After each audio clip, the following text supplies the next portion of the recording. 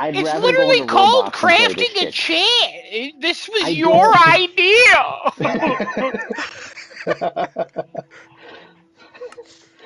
So now It you're was just his gonna do the idea, blame therefore game. he can Is this change what it. they're doing now? Look, I Yeah. defended you twice now. Oh, I appreciate it. Yeah, you know what? If it was my idea, then therefore I can change it. We're going into fucking Roblox. Everybody download Roblox right now. I'm not going into Roblox. No. It's a better server This is than it. this shit. All right. I'm on. Look, I can see you. I can see Kevin. I'm inviting you both.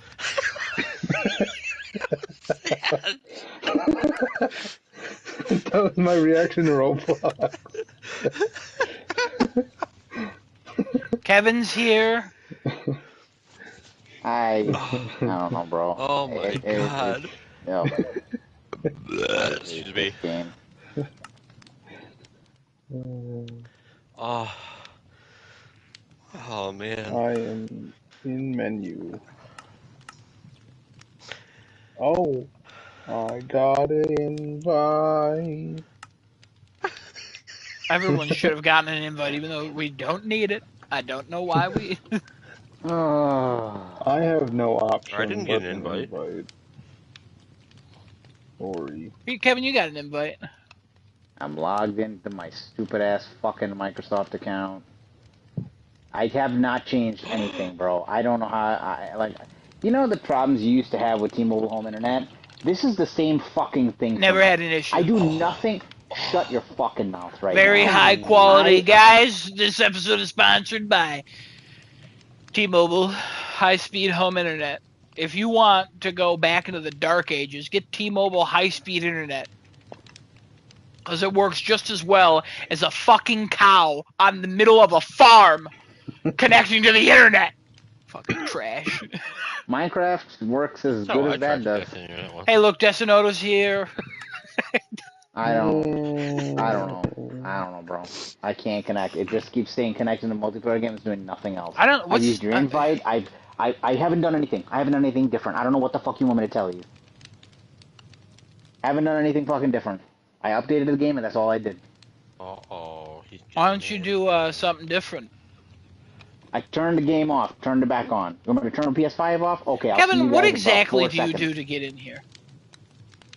What do you mean, what exactly do I do? Okay, so first of all, alright, I have yet to have an issue signing into my Microsoft account since like 25 million updates ago. Alright? So here, you know what? Hold on. Here's what we do. Ready? Close the game. Alright. So, when I start up my PlayStation, I'm on this Explore tab, right? So I move over to Minecraft and I hit the X button.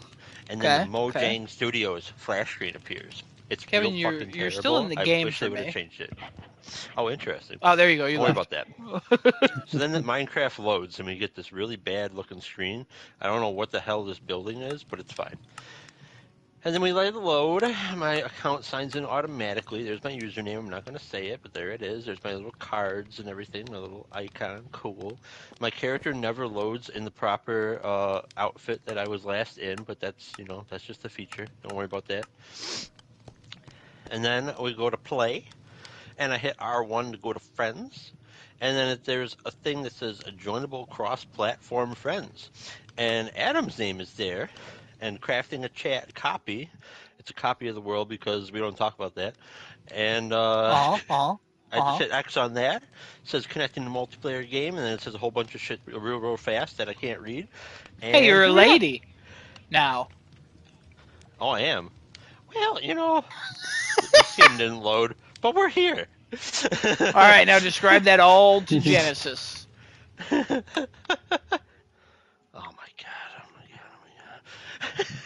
Cut out the PlayStation main menu.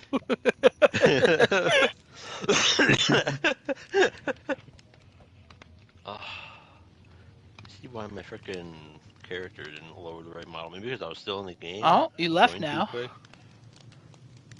Right, wow, this is great. Big fan. Hey, he's here! I should not have to go through this. Honestly, you shouldn't. I really don't know why you have to, though. I don't know why it's such a big issue every time for you. I don't do anything to this game. I don't play this game outside of this. Genesis? I don't care about this shit. Genesis? I don't do anything we'll with fucking Microsoft. I fucking hate Microsoft. I fucking hate this fucking game.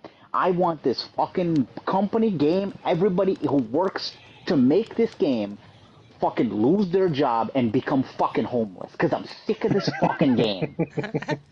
PS5 version though. PS5 version though. One day it'll be better. I don't want to hear it. I don't want to hear it. I swear to God, I'm gonna make it my fucking life's mission before next week's podcast to get us off this fucking venue and get into something different because I'm so sick of fucking Minecraft. I don't do anything different on this console, bro. I literally don't do anything to this fucking game. And every fucking Tuesday, it's the same fucking problem. I'm not signing a Microsoft account. My fucking thing needs to restart. I need to go into this. I need to hit this. I need to get an invite. Like, why? Why is it that I go through this? I should be able to hop on at 10:29 with 30 fucking seconds left and hop into this and be like, guys, I'm ready to go. What stupid shit is this game? Microsoft, get your fucking shit together and stop fucking firing your own fucking employees to fix your shit. Stupid ass bitches. This episode sponsored by Microsoft. Are you sick of looking in people's eyes when you work with them? Try out the new Microsoft product, Microsoft 360. Turn your ass around and get the fuck out of here. I like it. I like that product. Yes, we know a 180 is how you turn around, but we're Microsoft. Of course we're going to name it something stupid. Fucking get out. Oh my God. Stupid. Kevin, thank you. Genesis, welcome. I hope you're having a good day other than this. Oh my God. He's not. He never will. Besides the public being the public, like, this annoys me even more. I just... Oh my God. I'm sorry. No, I'm bringing the work into this one. I don't have to. I've been talking. Yeah, no, it's fine. It's fine. Yeah, it's fine. It's fine. Hey, at least humanity needs to be destroyed. Bro. I will say, at least we now know it's not you. It's not you. It's not you doing it. You know, at this point, it literally can't be you. I don't know. All the years Kevin blamed you. And still does, apparently. I am going to make it a mission to find some other place for us to do this, though. Well, I'll see you next week in Minecraft. Hopefully you find something by then, and we'll talk about it in Minecraft. Go ahead and start that show.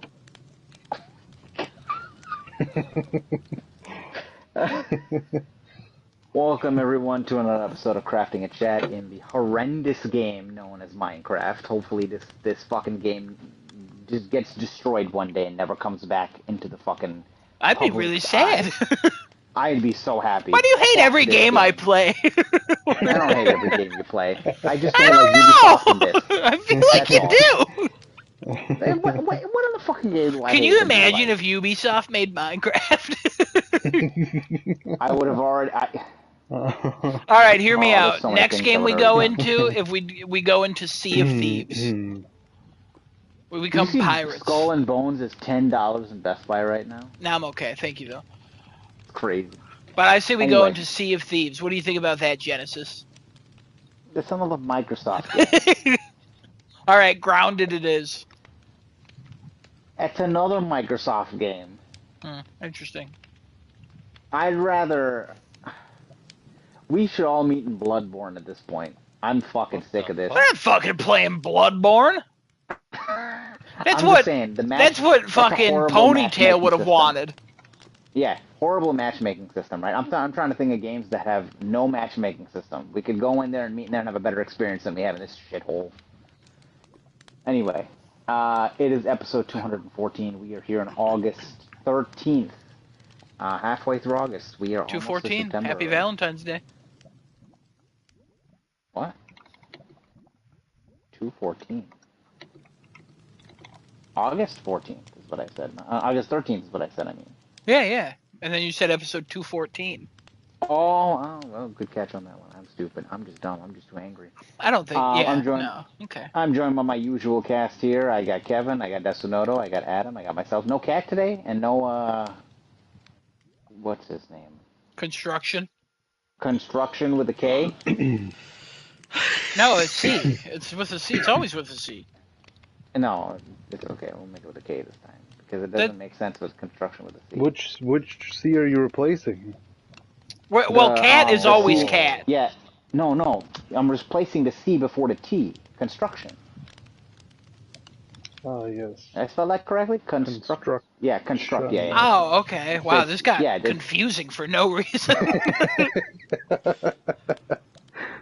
Yeah, it's that C I'm replacing, not the first one. Obviously, it's got to be C starting with. Like, what the hell else would it be? Isn't the Anyway. other one always called Cat, though? Yeah, his name is Cat with a K. I don't know where the hell. He's probably dying somewhere anyway. It's all good. Yeah, he's only half the candy bar. With a K or F? Wow, it just flew over everyone's head. All right, it's Candy fine. bar? Let's move on. Let's move on, please. All right, let's move on. Okay. Adam, help me. Nobody can help you, Kevin, with a C. Oh. Adam, tell me you got it. I didn't. I'm sorry, Kevin. Oh my god. I wasn't really listening, if I'm honest. I kind of just kept going, and I was like, I don't know why we're still talking about this. All right, gentlemen, how we normally start this off is what we did last week. How we normally start this off was yelling about Microsoft not being able to connect, and also confusing our friends' names. Yes. And siblings. Yeah. Oh. Kevin? I'm not friends with a little boy. I just want to make that clear. You are friends with many little children. Kevin, what's going on? What did you do last week? What I do last week? Play with those little children. No. We want to dismiss that right away. Not fun to joke around with. We're on the internet. No. Not even offline. We don't joke around like that. I played the Doom plus Doom 2 game pack that came out. I got the platinum in that bad boy. Who did Robert Downey Jr. play? Huh? Is that supposed to be a joke on like he's just playing everybody now? Oh, no, Doom. Oh, come on, man! Sorry, Kevin, that was a joke for Genesis, and it's just. Never mind. I get it now. There you go. Mine's more embarrassing. Move on. I see what you did. So yeah, I played some of that. Played some First Descendant with Genesis. Played some 60 Words by Paugi with Adam. Yeah, and Genesis for a bit there. And Genesis. Okay. Yeah, that was a great one right there. And played some Delta Force, Hawk Ops Alpha, and that's about it. Cool. Watch anything? Nope. Okay. All right, so if you can keep it less than about 2 hours here, I'd appreciate it. Less than 2 hours. Oh, there we go. What do you mean? What'd you do? What'd you play? Well, I watched a bunch of things. Oh. Alright, let's get the I think well, you know, I think I was supposed to go watch this in the theater, but then I never did.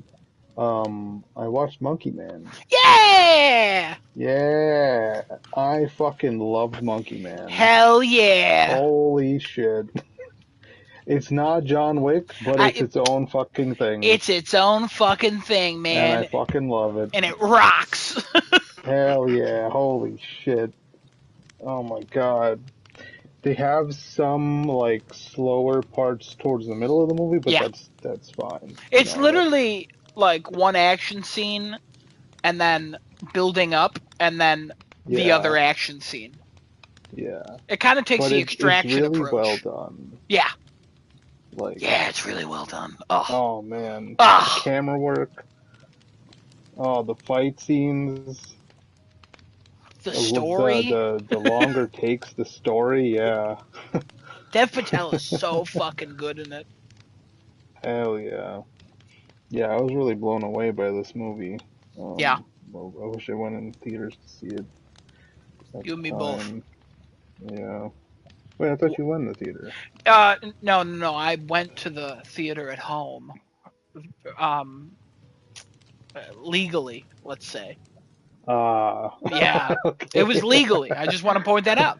I was at home, but it was legal. Don't worry about that. Gotcha. Yeah, I really enjoyed it. Really, really good action movie. Um, hmm. It has some other stuff to say about it. Bad guy, bad looking.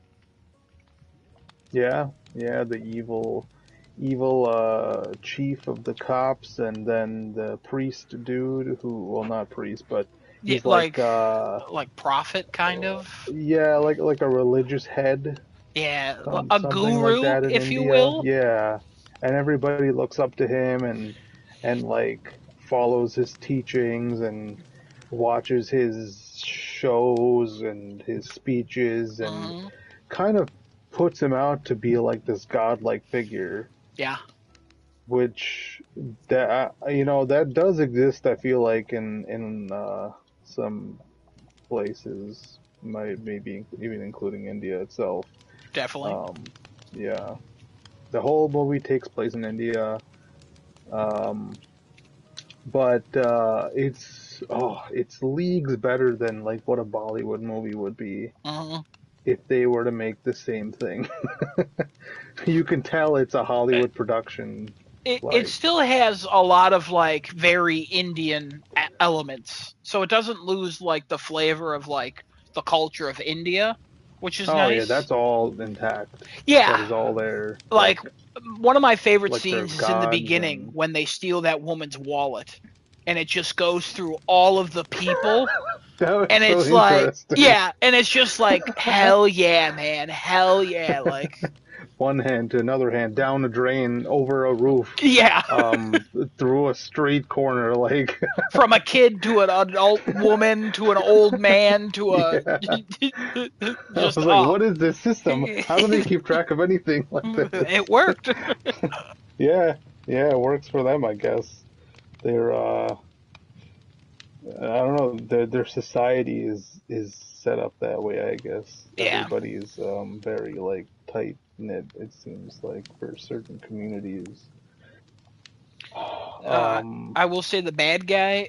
When you find out what like, you know what he's done, like through most yeah. of the movie, but when you find out the actual details and then what his hands mean, it is Yeah, his horrifying, hands. Oh man, I absolutely was like, horrifying. how could his hands have gotten like that? The whole time, like, it Yeah. wasn't just hard labor or fighting. That's what they kind of want you to believe, but that is not it at all. That poor kid. What a childhood. What an awful What a experience. disastrous. Oh God. Oh. Um. The the ending, I guess, is it's not really up for interpretation. It seems like it's. I don't know if anybody else was gonna watch it here. I would Um. assume not. And if so, they would have spoken up by now. Yeah, I think. I mean, I think Genesis should watch this movie.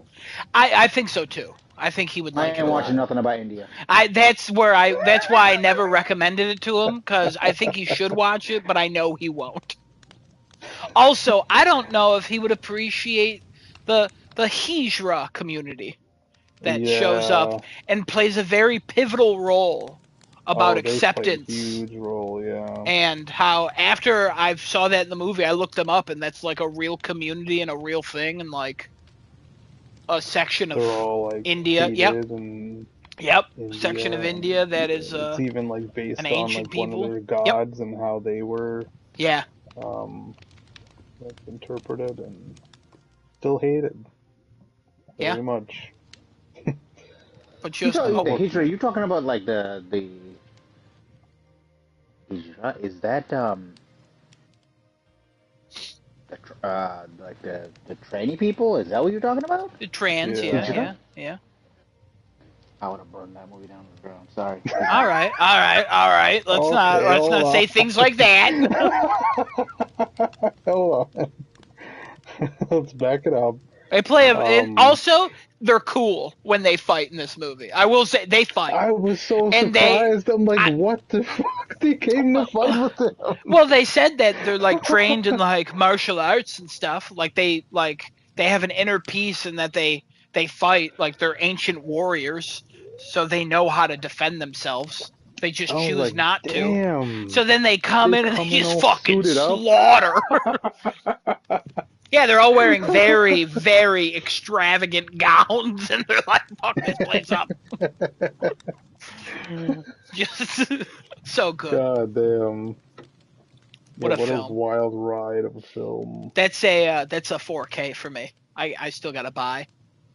Yeah, I was like, okay, let me find the 4K. Where is it? After I watched it. Yeah, it's so good.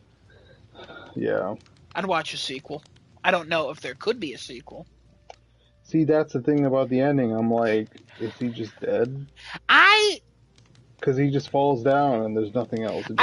He survives so much, and then I love how the movie opens with the story of the Monkey Man, and then as he's being rescued by the Hydra, he's literally becoming Monkey Man, and then at the end he is Monkey Man, and then it's like, is that what happens to Monkey Man at the end of that story? He's gone? They didn't, what did they say? He got, like, scorched or something? Or, yeah. I would just love a sequel where he's been arrested for the murder of that guru. And he's like public enemy #1, and he's got to turn everything around. And also, bad guys are trying to fight him. And he breaks out of prison. Yeah. And there's a whole prison fight. Yeah, like, give me, like, turn this into, honestly, just copy, like, Extraction 2 a little bit with the prison scene. Or the Raid 2, whichever one. Honestly, preferred the Raid 2. But, like, just give me something. Like, just give me Dev Patel in more martial arts films. Yeah. Because this dude... so well suited for this. Everything was great, and he directed this too, and like cinematography-wise, how the hell this man was in the movie the whole time, then he also directs it. Like, what? Yeah, it really impressive. That movie, really impressive, super talented. Blew me away. Again, I think when I talked about it, I said I dislike the comparisons to John Wick, because even though it's like a man in a suit fucking people up, it's not so much John Wick at all. It's such a personal revenge story, even though the first John Wick is kind of not a personal revenge story, just I have anger, I'm letting it out. It's personal too. With his dog and his wife, but it's not like like a 30-year or 20-year hate that's built up in your body that you need to get out. Okay. Like it's different in that way. Like sure. But Monkey Man, I think it's on a different level. I think it's just like, it's more so, if somebody said this is art, I'd be like, yeah, I could see this as art. I also see it as a martial arts film. Because the symbolism of a lot of things and just how it's represented, and it's just, I don't know, beautiful film. Seen it twice so far. All the actors too. Everyone's great. Amazing. That little car. The budget of only $10 million. Oh, his buddy's like super rickshaw. That was so fun. The way he just like drifts instantly, like speeds out every like corner. Ridiculous. His cornering is insane. Absolutely ridiculous how fast it moves. But I don't know how he got that to handle so well. I don't know. I love it though. Crazy. Solid film. Yeah, overall. Budget of only $10 million, by the way. I did not know that. I believe it. $10 million movies. I don't know. There's something else. Something's going wrong if most of Hollywood can't make a movie that looks this good. Because this movie also looks really good. Oh yeah. Like, there's not a crazy amount of locations, but which is something they could expand on if they wanted to make another one, right? Yeah. That's one huge thing they could work on. But there are some like crowded scenes. One of my favorite actors right now is the guy who hosts the fights. The dude from District 9. The white guy? Yeah.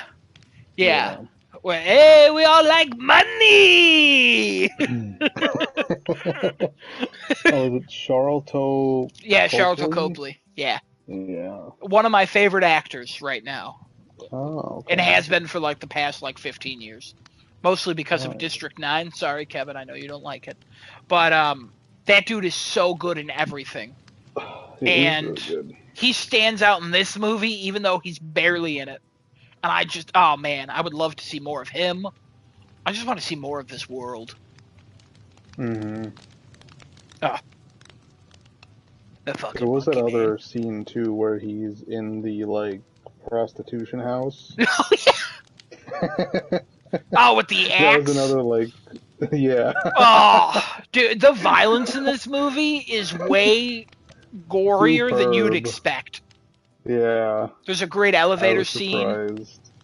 Yeah. Yep. Elevator. I love the fight between him and the chief in the bathroom in the beginning. Oh, the bathroom one was so good too. Where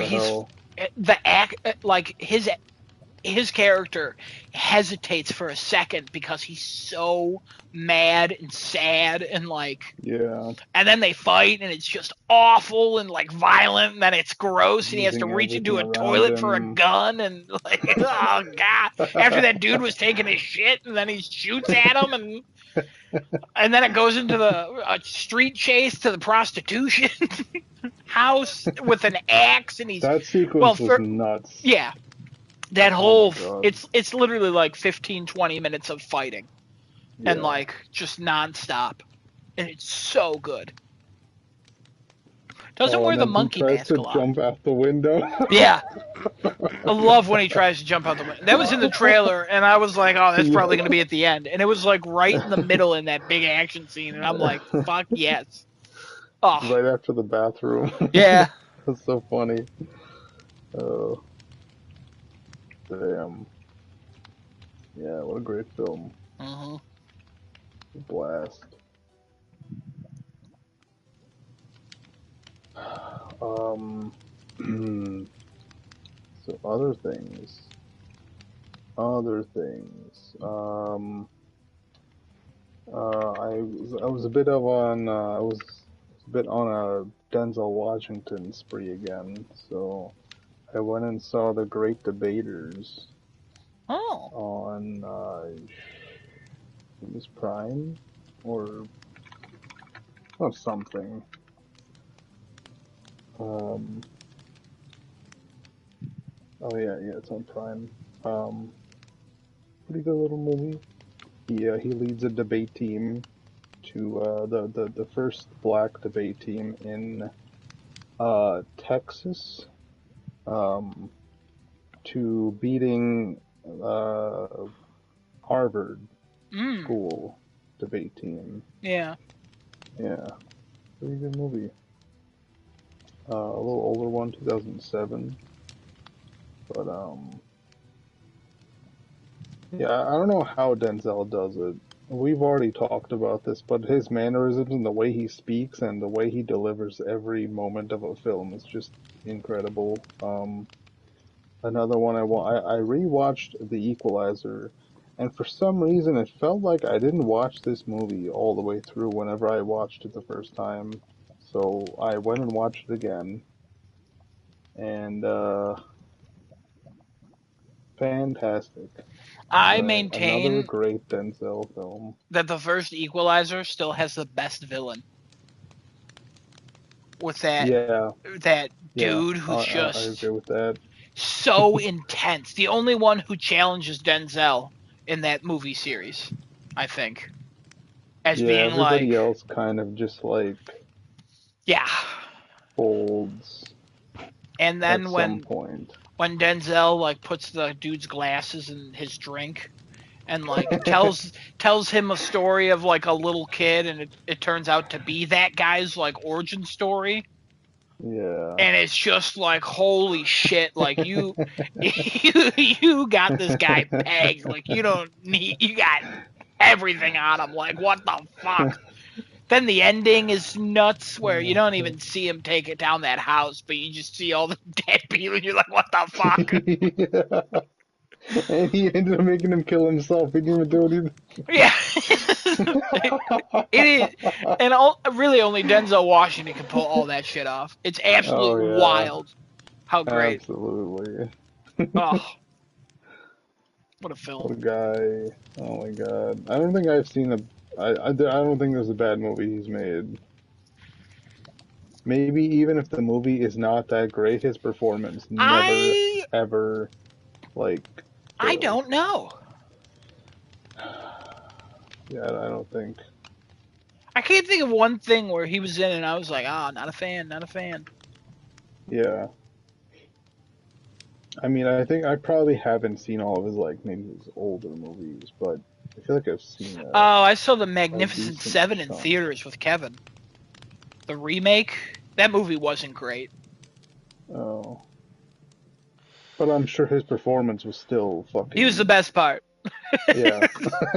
Like... Oh, that and the guy who threw the axes, I think? He was the axes guy. Kevin, do you remember if it was the axes guy? No, I remember nothing about that movie, thank God. I remember like 3 things about that movie. Denzel Washington was in it. There's a guy who either threw ninja stars or axes, and he was great, had a great aim. And then Chris Pratt was in it, and that's when I started to hate Chris Pratt. Like in that movie, I'm like, if they ever cast this guy as Mario, I'm gonna be pissed. Like, awful. Oh no. Denzel Washington, best part. So. Yeah. I watched another of one of his movies. Again, we watched Book of Eli. Oh, that one's so good too. Yeah, I love that movie. I love this movie like I love I Am Legend. They kind of like fall into the post-apocalyptic jar for me. That's my favorite of fun his movies I can watch anytime. It's not like the craziest choice that being my favorite, but it's my favorite because if when you first see it, if you don't catch on, the twist is nuts. And then just the action is great, even though it's minimal. Gary Oldman crushing it as a villain. Mm-hmm. And like, there's so much in that movie I love. I love that movie. Even Mila Kunis is great in it too. Yeah. The creepy old couple. Like, that movie's so good. Yep. I'll never forget that my mom watched that movie. And then at the end, she screamed, "He's blind!"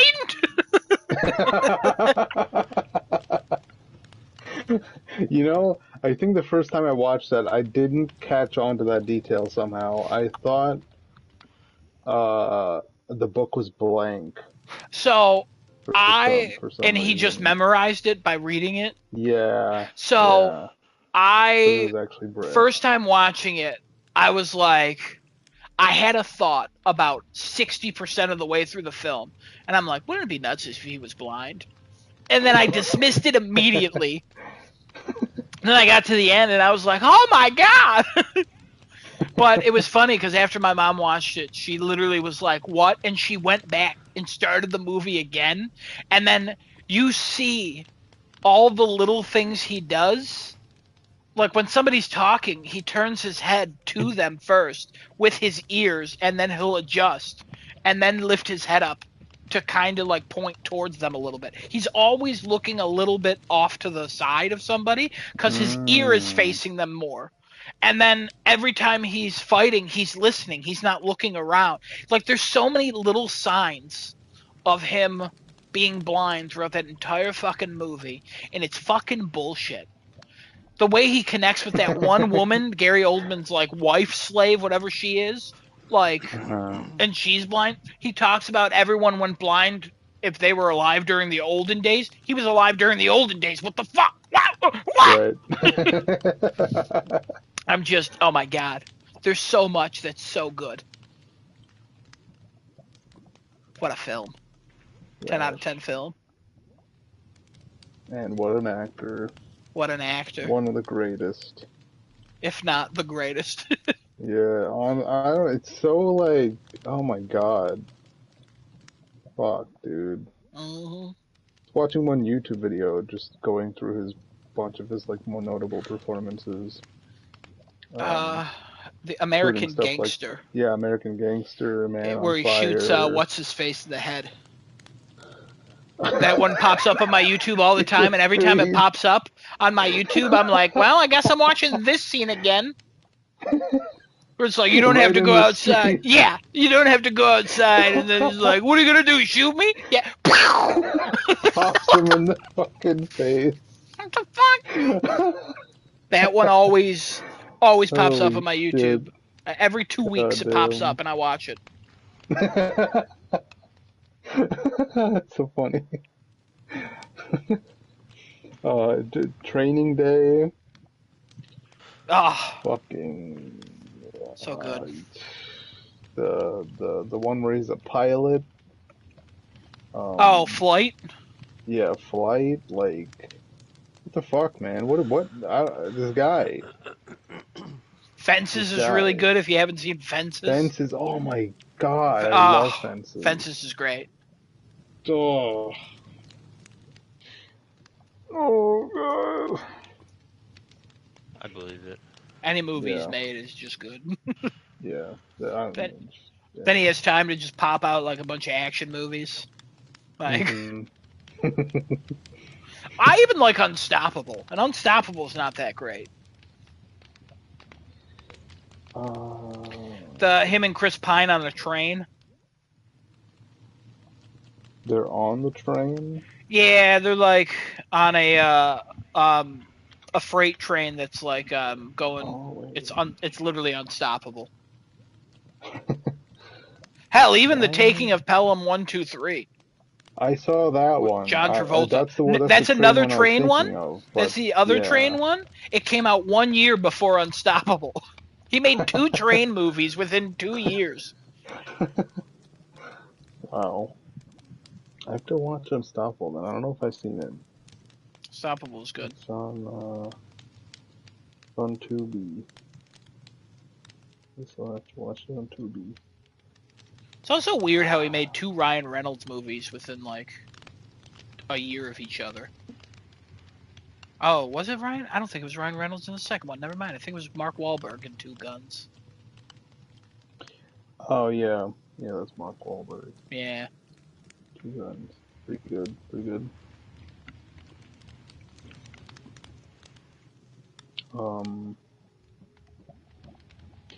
Oh, okay. So in Denzel, I also watched the 2 Jack Reacher. Well, did I watch the second one? I did. I was inspired to watch the Jack Reacher movie from Tom Cruise. I maintain that I like the first one a lot, even though he's nothing like Jack Reacher. When you say that, would you say he's more like the show version that's depicted, or? Well, the show version, he's supposed to be like this really smart, but also gargantuan human being. Like, so thick that his muscles have stopped a bullet before. Yeah, because he's literally because he's literally like this, like, unstoppable American force of good. That's basically those books are like super cheesy and like very American and like, I love trucks, beer, and hamburgers and Jack Reacher. Like that, like, come on. So when Tom Cruise was cast, everybody was pissed.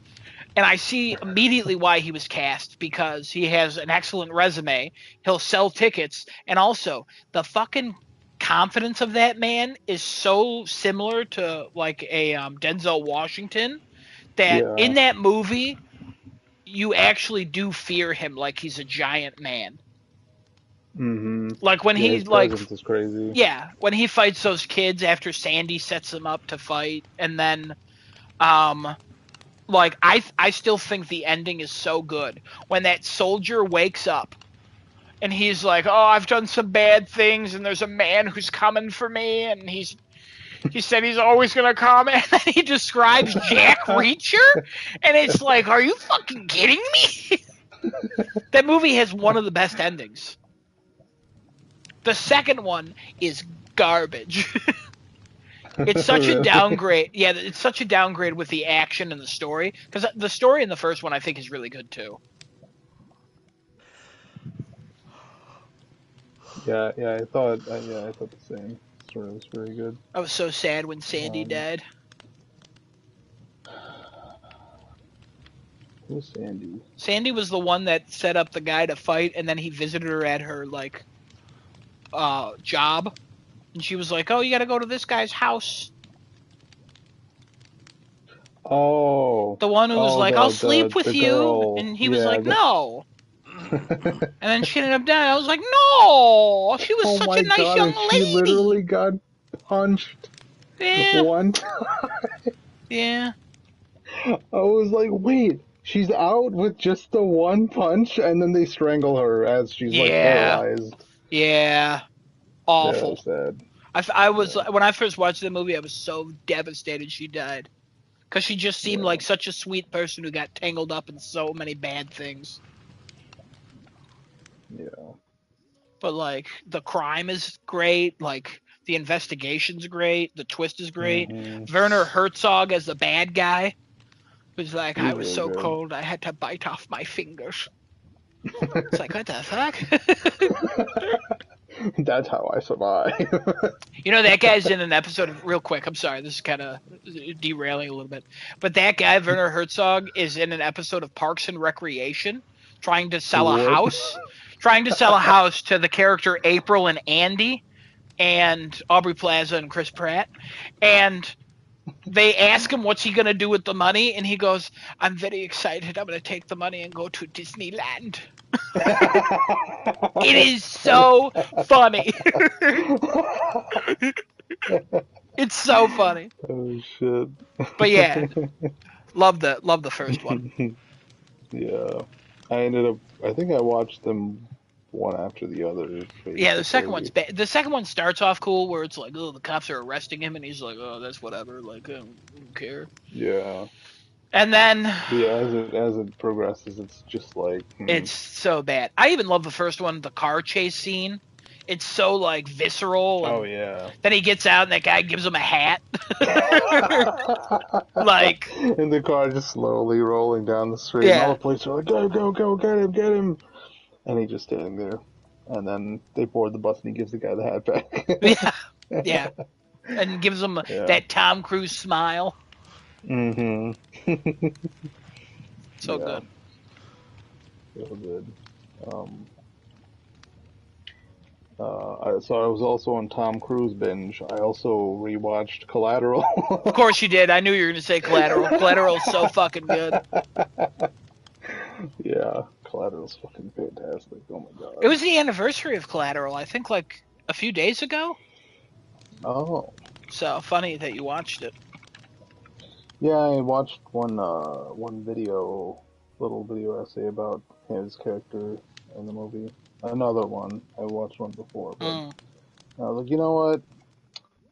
He did do like the fact that he did the villain so fucking well, and most of his roles are basically opposite, right? Yeah.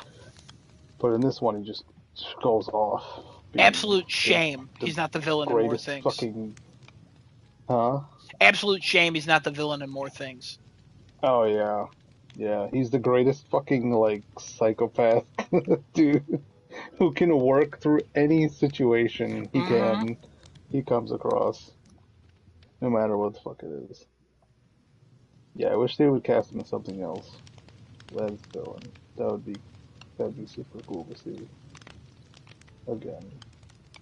That was so long ago. Yeah, 2004, so 20-year anniversary. Yeah. Damn. Also, Jamie Foxx. He has a main character. Great actor. Great in that movie. Yeah. Yeah. Real good. Will Smith's wife, also, Jada Pinkett. Oh, yeah. Yeah. I didn't realize that. Oh. Oh, yeah.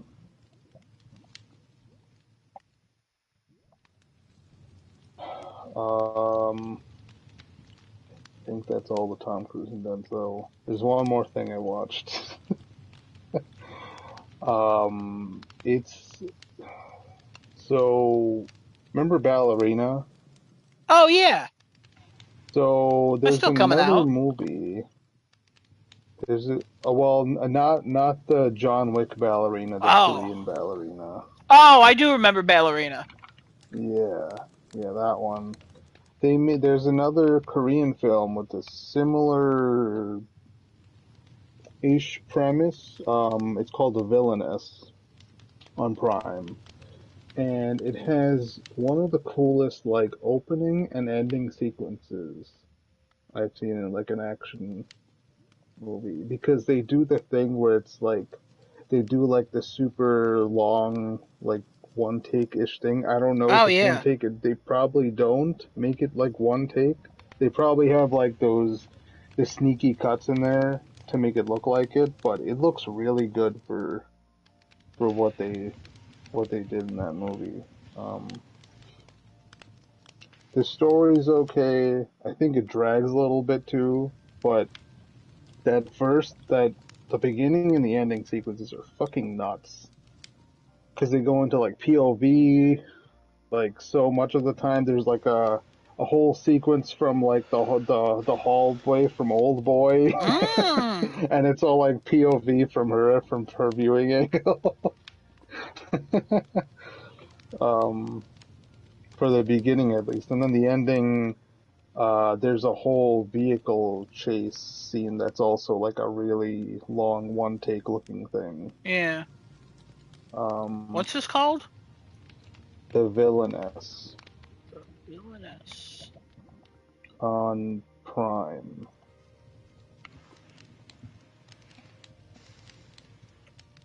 I'd recommend checking it out. Yeah, no, just it to sounds see interesting. like those sequences. Yeah. They're really cool. Especially the POV stuff. Like you don't see that at all. Nobody does like POV fighting, I feel like. For good reason. It makes people sick. Right. You ever see Hardcore Henry? No. All in POV. The only character you really ever see is a Charlton Copley character. And he actually plays like, I think like 17 different versions of a character. It's wild. But it's all filmed in the first person. Wow. If the visual effects breakdown people just did an episode, and I think it was like 1 or 2 weeks back they did it. They talked about a couple scenes in it. Okay. Great movie. I liked it. Only worth a watch once. Oh, it's free on Plex too. And okay. Yeah. I might check it out. Yeah, all POV. Stuff's cool. It is, but after you watch a full movie, you'll be like, okay, yeah. I see why people don't do this. Yeah, at least the good thing with the Villainess is it's only the beginning, and then the ending. Did they have any? I think it's mostly just in the beginning. The ending though has a nice like super long one take, like the beginning. And then the story's okay, nothing crazy. But the girl goes off. Oh man. And it's kind of it was a little confused. It was a little hard to follow, character wise, but I think it's still worth checking out. Okay.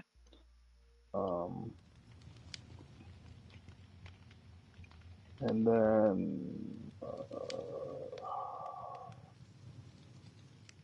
I started a show today called A Good Girl's Guide to Murder on Netflix.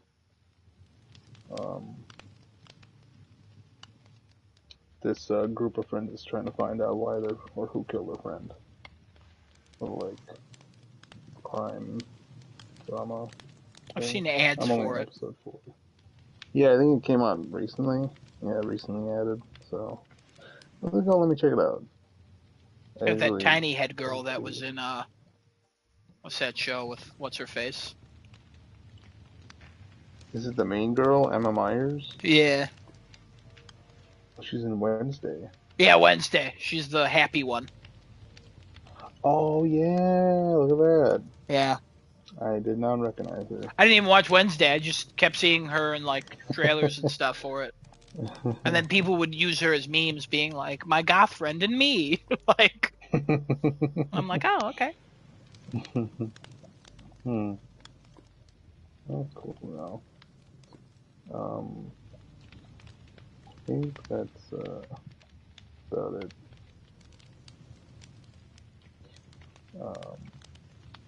Yeah. Yeah, that's all I watched. Didn't really play anything.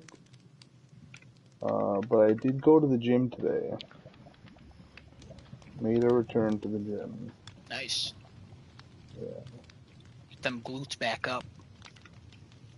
Yeah, I'll probably do legs tomorrow. I did chest and tricep today. Only do legs. Only, oh. Oh. You know, some people never do legs. That's why I'm saying you gotta pump those numbers back up for the rest of the world. I see what you're saying. Yes, I'll be sure to do that tomorrow.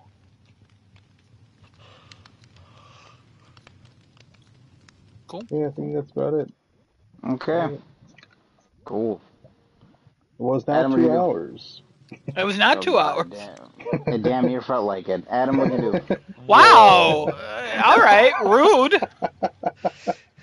I will say I extended it because he watched a lot of things I have seen. A lot of good things, you know what I mean? Collateral's real good, Monkey Man real good, every Denzel movie real good, First Jack Reacher I like a lot, like whatever. What did I do? I did not do good things. Oh. I played a little bit of Astro, not much. I didn't really do anything. I just played. I didn't really try to beat runs or anything. I'm still beating Cat in a couple things. He's taken over a lot of them. I don't care. Oh, I'll probably start playing it a little bit more as the other game comes out, just to get excited for it. So we'll see what happens. But honestly, he can have most of them. I re-downloaded Slime Rancher. I think I mentioned that last week because I want to do the rush mode to get the platinum because I'm one trophy away. I attempted the rush mode. I'm still fucking terrible at it. I watched a lot of guides, so I will attempt it again. I have kind of an idea of how to play the game. I remembered all the buttons, but I couldn't remember what anything did. Like I remembered how to place the teleporter, and I remembered like how to capture slimes and stuff. Couldn't tell you what slime was which one. So, which is usually the opposite people have when they return to games. They remember what things are, but they don't know how to play it. So, pretty wild. Played Helldivers 2 with a lot of people. Doesn't matter. They know who they are. We had a good time. I bought everything. It's a lot of fun. Still liking Helldivers 2. We'll go back. We'll play more. Probably next week as well. I'm over 300 hours, so I might as well just keep going. You know what I mean? Sunk cost fallacy. Don't look into it. And then I watched 3 things, and well, you'll see. I watched a movie called Becky on Amazon Prime. Do not watch it. It is a very low budget film. Probably made for like $100,000. It's about a black couple moving into a neighborhood, and there's a voluptuous white lady named Becky who's trying to seduce the guy, and her husband previously died. It sounds like a Lifetime movie. It is not. It is just a really cheap movie, and it's very funny at how bad it is. Because it's literally characters being like, oh, I know who you are. I know what you did. And then Becky being like, no, I'm good. I promise. And then, like, literally walking away, putting her hood up, and then walking back and, like, strangling the person. It's fucking hysterical. It's so bad, though. Don't recommend. Also, dumbest ending. The stupidest ending. I would describe it, but I would have to give so many details to describe it. They're not a lot of details, but they're very specific details that aren't funny without context. So I'm not going to even The bother. best details. Kevin, no. So to cleanse that out, I watched a little known film called The Cat in the Hat. The Mike Myers one. The Mike Myers one it's on Netflix, and I was like, yeah, I haven't seen this in years. And let me tell you, I got a kick out of it. I really enjoyed it. I was watching this thing, and I was expecting to hate it. There are so many quotable lines in that film, and some of the things are so stupid. It also kind of gave me the vibe of the Barbie movie, just based on set design and stuff in the beginning, and how ridiculous and stupid it all is. I mean, the Barbie movie is 10 times better. Don't get me wrong, but like, I really enjoyed like what it was. It was only like an hour and 22 minutes. That's including the credits, so it's like an hour and 10. So like, it flies by. It's really fun, you know. There's a part where the Cat in the Hat picks up a picture of the kid's mom and goes, "Whoa!" and then it extends out like a porn magazine. And I was like, "What?" I'm like, what the hell? Wild, absolutely wild, that film. So if you haven't seen Cat in the Hat in a while, give it a shot. Just have a little fun. Spend an hour and 10 minutes in one of the dumbest films ever created that is literally so stupid but fun. And then, Genesis, I hope you're listening. I don't know if you have. I watched Love is Blind UK. The first 4 episodes are out. Oh shit! You know, I put that on, and we were gonna watch it, and then I was like, you know what? I'm gonna hold off on this for now. And honestly, what do you think? Talked to my mom. We had no plans to watch it. The other day, I made buttered chicken again. I make a lot of buttered chicken. Okay, I gotta real quick. I went to the doctor. I lost 7 pounds. He's happy. He wants me to lose more. I am now calorie counting like a fucking math nerd. All right, I have a stupid app called Lose It. I refuse to pay for the premium, and so I now have to calculate how much I eat and like add up everything, and it sucks because he wants me to eat under 2,000 a day, which under is 2,000. Yeah, under 2,000, and I'm like, that's crazy. And then I always thought I didn't eat that much, even though I'm like super obese. Like, it makes no sense. How could you think that? I just always thought it's because I didn't move a lot. And then I looked at the calories of like what I'm eating. Nah, it makes sense. It makes sense why I got this big. Because like, there's one thing I would eat called toaster scramblers. 2 of them, 370 calories. I could demolish that box in 24 hours, and there's 8 of them in there. Like, and that's literally just, I would have that for a snack at night, and then I would wake up and eat it for breakfast, like on a weekend. And then I would eat something else that day. So, like, that sucks. Also, I bought Oreos. Like toaster strudels? Or? They're toaster strudels, except they're filled with eggs, sausage, bacon, and cheese. They are delicious. They're so good. Yeah. They are. They are. My mom used to call them stomach scramblers because I have an issue with eggs and cheese. And when I eat them, I used to get so sick I would literally keel over when I was at school if I ate one before school. And then I would violently throw up. And once I figured out it was them, I changed nothing about my life and kept eating them, and now I'm pretty sure I'm immune to them. But also, every so often, if I eat enough, they fuck me up. They could literally ruin a week for me. Literally a whole week. Oh my God. Yeah, that's how bad they fuck up my stomach. But I can only eat 2 now. Like, I had 1 corn dog. On Saturday, I woke up, I had 2 toaster scramblers. I had 1 corn dog, and then I was going to order food, and I was looking at the food I was going to order, and I was like, shouldn't have had that corn dog. That corn dog ruined my whole day of what I was going to eat. I ended up getting Moe's, like the taco place. I got 3 tacos and chips and queso. I could only eat 2 of the tacos and a very little bit of the queso. And I couldn't even get cheese on my taco or anything like that. So, like, I'm playing the game of losing weight, which is very annoying. So, but anyways, so as I was eating my tacos, I was watching Love is Blind UK. And I'll tell you what, Genesis, you need to watch Love Is Blind UK. Oh, really? But I'm gonna tell you one thing. Yeah. Is your wife attracted to white British men? No. I don't. Then you're okay to watch Love Is Blind UK. Oh, Because are there many attractive white British men? No. There is one. And this man is the sweetest, kindest man in the world. And also, he is so incredibly in shape and super wealthy. And Oh no. it is literally wild. Like when he shows up, like when people finally like realize who he is, and like literally all the dudes are like, dude, what the hell? Like, you're having trouble? Like, it's fucking wild. His name is Freddy, in case you're curious. I will say, Freddy. all the couples that have matched up, I like every single one of them. Really? Every single one of them, I'm like, I hope they make it. There's a couple couples where I'm like, these are people that, like, they could be the one that everyone's rooting for, but then, like, another couple pops up and you're like, oh, this could be the one everybody's rooting for. There's not a couple that I hate, and it came real close to having a couple I hated, but it worked itself out.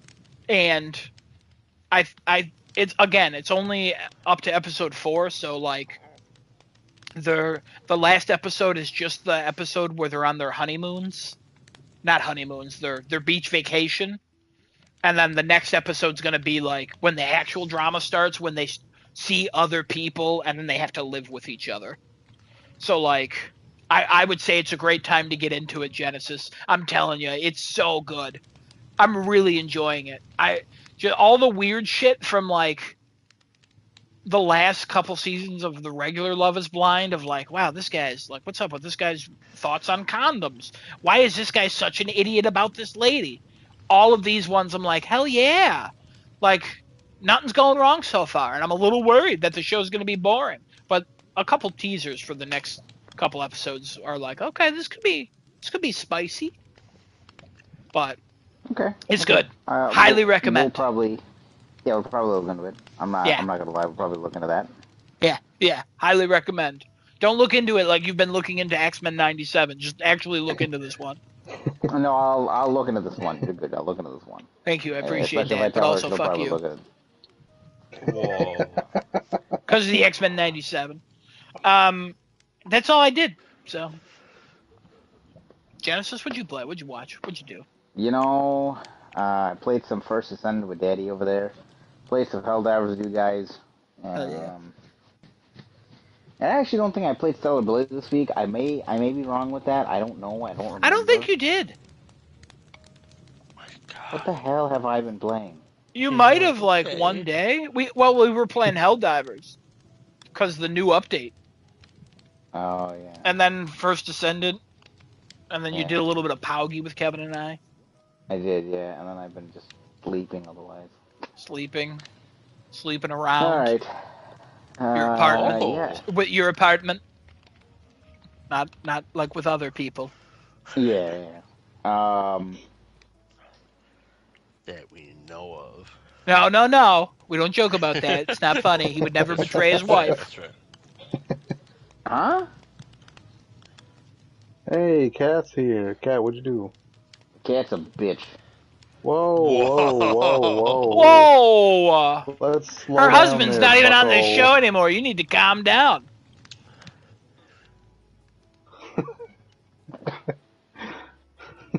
Cat, what'd you do? I think that's all I did. I don't think I did anything else. Cat, what the fuck did you do? Whoa.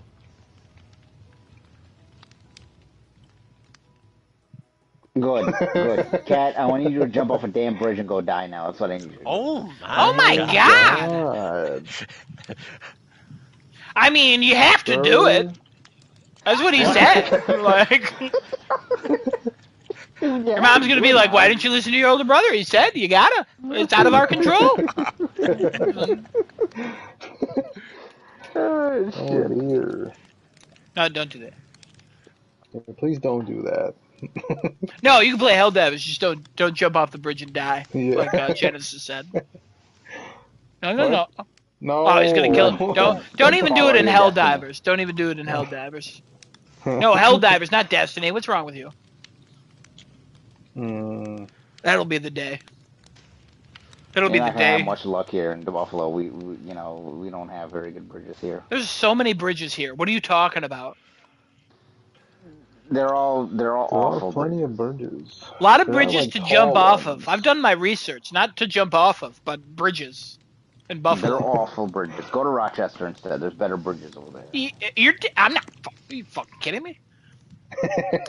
Okay, first of all, I know it's the transport hub of New York, but like, come on, you want to go to you want to challenge our bridges with Rochester bridges? Come on. If you want to get hit by a train, go to Rochester, sure, but like, don't go for their bridges. Wait, what? You're hit by a train over there? Yeah, that's where all the train lines in New York go to. Oh, It's now literally you're the talking transport hub of New York. That's what it was designed as. Oh. That's why there's so many like businesses and stuff there. Come on, guys. Oh. Come on, Come Rob. on. Come on, guys. This is knowledge. No. Twice. Education. Rainbow across screen. Wow, thank you for the closed captioning for the hearing impaired. But I don't know. Okay. Children's laughter. Oh my god. All right, we done? We good now? Can we move on? We can move on. Wait, is that all he did? Cat? Yeah. No. Yep. Oh. Hey. Nice. Plus. Sounds sharp. I hate you. I The hate Razor him too. Plus. You say your first flip phone? Oh yeah, no, that Razor makes flip sense, I phone. guess.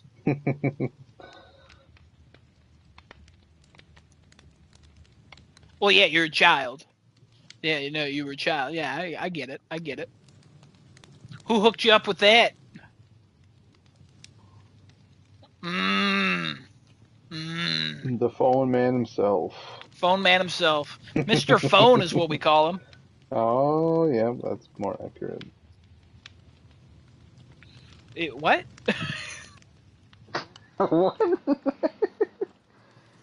Oh, you're All saying right. he got the phone for free and he gave it to you. I Right? was like, what? $1,000? What? Yeah, yeah. I thought you said he gave you $1,000 for free, and I'm like, so a gift? That's what he. Technically, That phone's like $8. He lied to you. Never trust him. Now you trust him with phones. Just don't trust him to give you advice about where to jump from. Oh. My god.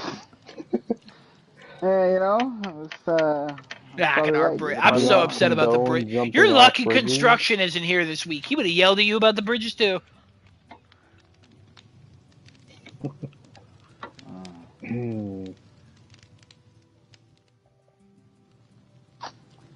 All right. We good? We can move on now? No, I think so. Oh, wow. All right, cool. Kevin, you want to talk about your shit first, or can I talk about some shit first? God. Oh, I don't care. Who wants to talk about shit first? All right, let me talk about some shit first. Let me get this out of the way real quick. Okay. Let's talk about some shit, all right? Some deep, dark, chunky, floaty shit, all right? Some deep, dark ones, all right? A lot of fat in that shit. Yeah, a lot of fat in that shit. Yeah. It's also a really long log. It was really tough. Anyway, so let's talk about some shit of the week, right? Disney's D23 just happened. I gotta say, all right, I just gotta get this out. This is my little 5-minute rant on the podcast. Shut your fucking mouth for 2 seconds. You had your spot, okay? You had your time. Remember when you used to do this to me, Genesis? I go to talk about something, you're like, hey, didn't you get that platinum? I go, yes, thank you. More and more you guys make me understand what it is to live with me, and I don't even know how I don't. Oh, no. No, we love you. Don't worry. Keep going. Go ahead. No. I don't. I don't understand how I have children and a wife at this point. No, that I I'm can't very explain. I've been trying to figure that out for no. years. Wow. Nope. I don't know how You know anybody that could for a tell fact. me. I have been I don't trying even to know figure how that my out. I damn. got notebooks upon notebooks. I got money invested in private investigators. Don't worry about it. Don't worry about it. I'll figure it out one day. Is that I'm gonna why that crack car that keeps case. following me every day? No, that's me. Don't worry about that either. Oh, okay. Yeah. All right. All right. Well, you know, it had me going there for a second. I thought it was somebody else, but Yeah, no. You're good. It's just me watching you. Don't worry. Just looking at some I things. understand that. That's okay. Trying to That's get a fine. look at that peen. It's the only thing I got left. Oh. Wow. I don't know whether I'm flattered or I'm. I don't know if it's big or if it's shaped like the right size or something, or it's got a weird shape so it Shaped like like the hits the right right, size. so it hits the right spots. You know what I mean? Cat, you don't It's know what not a I hook mean, and shape. you'll I'll never tell you know. that much. It's not a It's a hook. macaroni noodle. It's Like a Well, probably more spiral akin to one? what it is. It's not. It's not. No, no, no, no. It's I not a honestly, spiral I one. was thinking No. more a a dino raccoon? nugget. That Oh God. that's pretty close to. Pretty close as well. Anyways, what happened at that D23? So yeah, let's talk about D23 real quick. So there's a bunch of movie announcements that happened there, some TV show announcements. We can talk about those in a second. But the most important thing, the most obvious thing that everybody was waiting for, and I think I speak for everybody on the cast here when Yep, I say when everyone Oh. was waiting for yep, these of things, course, right? yep. Kevin just say yep. The Disney park expansions that we have been waiting years on top of years. Now, let me give a real quick backstory. Again, this is part of the same 5 minute rant, right? Okay. So Universal's having their big piece of their new park in Orlando open up in 2025. It's gonna have a bunch of Harry Potter stuff, a bunch of villain stuff, a bunch of um, Harry Potter. how to Train Your Dragon. Yeah, there's so they're recreating that what do you call it? That Ministry of Magic underneath the underneath London, where he goes in one of the movies, and you see the people like going up in the elevators, and they turn into smoke and going up in the fire or whatever. And there's that big building underneath the British, underneath the London, city of London, and like that's where like they do all their judgments and shit like that. The council and the courts all down Isn't that the there. Universal Studios Harry Potter? No, no, no. That's the one in Florida. So the Universal Studios one is only has Diagon Alley. They don't have the scale that this one's going to have now. So this one has Diagon Alley and Hogwarts Castle, so you can take the train between the two sections. But anyway, there's this new piece of land coming there. There's How to Train Your Dragon. There is Super Mario Land's coming there as well, and there is um, the horror land with like Dracula and Frankenstein and all that. And then there's one other I can't remember what the other one was. I probably said it before and I already forgot. But they're opening up 2025. So Disney's got to respond in some sort of way to be like, hey guys, we have something for you guys to look forward to. You want to come to our parks, obviously. First big announcement: there's a Monsters Inc. land coming to Hollywood Studios, and if you all remember in the movie, the scene where they ride the doors with Boo, and they go through that whole like section of like the back of the factory, and the Oh, doors are yep. on this big roller coaster thing. That's becoming a ride. So we're Hmm. going to be sitting on those doors, and they take us through the back section of the Monstropolis factory there, and it's just going to go through all these different doors and places and all that. It's going to be fucking amazing. They're recreating the main city of Monstropolis.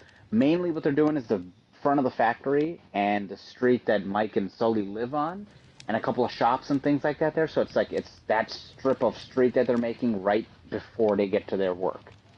Um, there's something else being created. I think a couple of restaurants and a smaller attraction, but the main attraction is maybe that big roller coaster ride that they're looking at and doing there. They're also making a Cars themed ride behind Big Thunder Mountain where it's an off road ride. So they have a Cars ride in Disneyland, which is called the Radiator Springs Racers, where you sit in a car, in one of the cars like Lightning McQueen or something, and you go 55 miles an hour down like this long ass track that has like turns and twists and all that on it.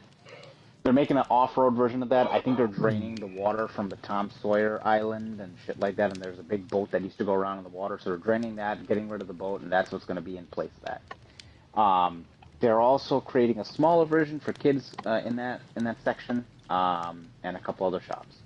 And then they're making a giant addition to the Magic Kingdom, which is called the Disney Villain section, to where I think it's supposedly Snow White's evil queen, Maleficent, Ursula, Scar, and I think it was Captain Hook and the guy from Pocahontas, the evil guy. I don't remember what the fuck his name was. The evil guy from Pocahontas? Or maybe the evil guy from Hunchback of Notre Dame. I don't know which one. Um, they're all going to have their own land there. And the land is supposed to be connected behind Haunted Mansion. It's going to have, like, this whole fucking dark aesthetic to it. It's going to have all these, like, scary-looking castles. And there's going to be a giant villains ride, another villains kids ride, and then there'll be, like, a bunch of shops and shit like that, and restaurants and all that to eat in Villains Land. And then they're also redoing Dinoland USA. So in Animal Kingdom, there's a spot where they had the dinosaur ride and a couple things, like a Triceratops spin thing where you can sit on there and you go around in circles and all that shit. They're getting rid of all that. They're making the house from Encanto. They're making a 1-to-1 scale of the house from Encanto. You could walk around the fucking casita, and you can go in there and interact, and the house is gonna fucking move. I can't even fucking wait to see that. They're making an Indiana Jones ride. I think more akin to one of the more recent movies. It's not the one where the Crystal Skull is there, and you're in a car and you're trying to drive away from that big boulder going behind you. That's the one that's in Disneyland right now. But this one's going to be a totally new one. And then there's going to be Jones, Encanto. What the fuck was the last piece that's going on there? Is it Coco? I don't think it's Coco. South Americas. What the fuck? Why am I thinking? It is Coco. Oh boy. Okay, maybe it is Coco. Because I thought Coco was going to Disneyland, but it also could be going there. Whatever. In addition to Encanto's piece there, they're going to have a specific parade around Encanto and Moana. I don't know why specifically those two, but it's going to have a parade. The Browns. Parade. Yeah, I think so. I think they're going for like that diverse thing there. So it's going to be a specific parade around Moana, the celebration of like Moana and Encanto and all the songs and stuff like that from the movies. And then you're also going to have live performances of a lot of the songs from Encanto in the casita. So you can go in there and you can watch all that shit as well. Coco thing's going to have something over there too. I don't remember what the fuck it was. I know there's a Disneyland ride coming, but I don't think that's the same ride coming to Disney World. Something else is going to go in that corner. I don't remember what the fuck it is. Whenever I do, I guess I'll look it up later and look at it. And I think the last thing is specifically to the Florida parks. I said the nighttime parade. There's a couple of little updates coming in the next couple of years or so. Like Mandalorian's going to be part of one of the rides for what's the thing? Star Tours. And the Millennium Falcon, they're kind of going off of that. There was one other thing that I can't remember. Anyway, but pivoting over now to the west coast of the, that was the ride that was in the Animal Kingdom. That section of that park is going to be expanded quite a bit because they have to fit so much shit in there now. And it's supposedly a really nice looking like representation of South America in that area. And weirdly enough, Animal Kingdom's supposed to be a representation of Africa and Asia. So I don't know how South America's getting thrown in there, but I mean, if they do, that's cool. Disneyland's gonna also get a couple things. They're getting the new Avengers ride, which is gonna have King Thanos in it, and is going to show the multiverse and all that in that ride. You're in basically a ship that's going across the multiverses, and you're gonna run into King Thanos. He's one of the villains in the ride. You're also gonna have an Iron Man themed ride in Disneyland. So there's two sections of that. One is the Avengers one, and the other one's an Iron Man theme. And Tony Stark is actually going to be coming back to reprise his role as Iron Man specifically for that ride. So Robert Downey Jr. Oh, okay. Yeah. He's going to be Iron Man for specifically that ride. He's shooting new shots as Iron Man for that ride. And him and what's his name, Josh DeMario, whatever his name is, we're actually testing out one of the ride mechanisms, which you're sitting on one of the arms that moves Tony's suits from one place to the next, and that's the ride itself. Like you're on a moving conveyor belt type of ride, and you're on an arm that's taking you through his factory and basically building Iron Man in front of you. So that's pretty cool. They're getting another expansion to the Avengers campus. It's apparently doubling in size. Spider-Man is getting his a little bit better representation there. I think Sony and Disney are trying to really drill into that IP even more, specifically in the Hong Kong section of Disney. So overseas, they're getting two different Spider-Man themed rides. One is a roller coaster, which is I think Guardians of the Galaxy, which we have here. They're retheming that and putting that in the Hong Kong Disney as a Spider-Man roller coaster. So you go through No Way Home, and you kind of meet Andrew Garfield, Tom Holland, and Tobey Maguire throughout the ride. And then there's another Spider-Man ride they're getting. It's more of a showy type of ride, so it's not like a lot of movement in the ride. It's more like just it's the Tower of Terror rebranded as Spider-Man. So in the scene where Andrew Garfield is in the clock tower and all that shit's falling and he's trying to save Gwen, you're one of the things he's trying to save before you hit the fucking ground.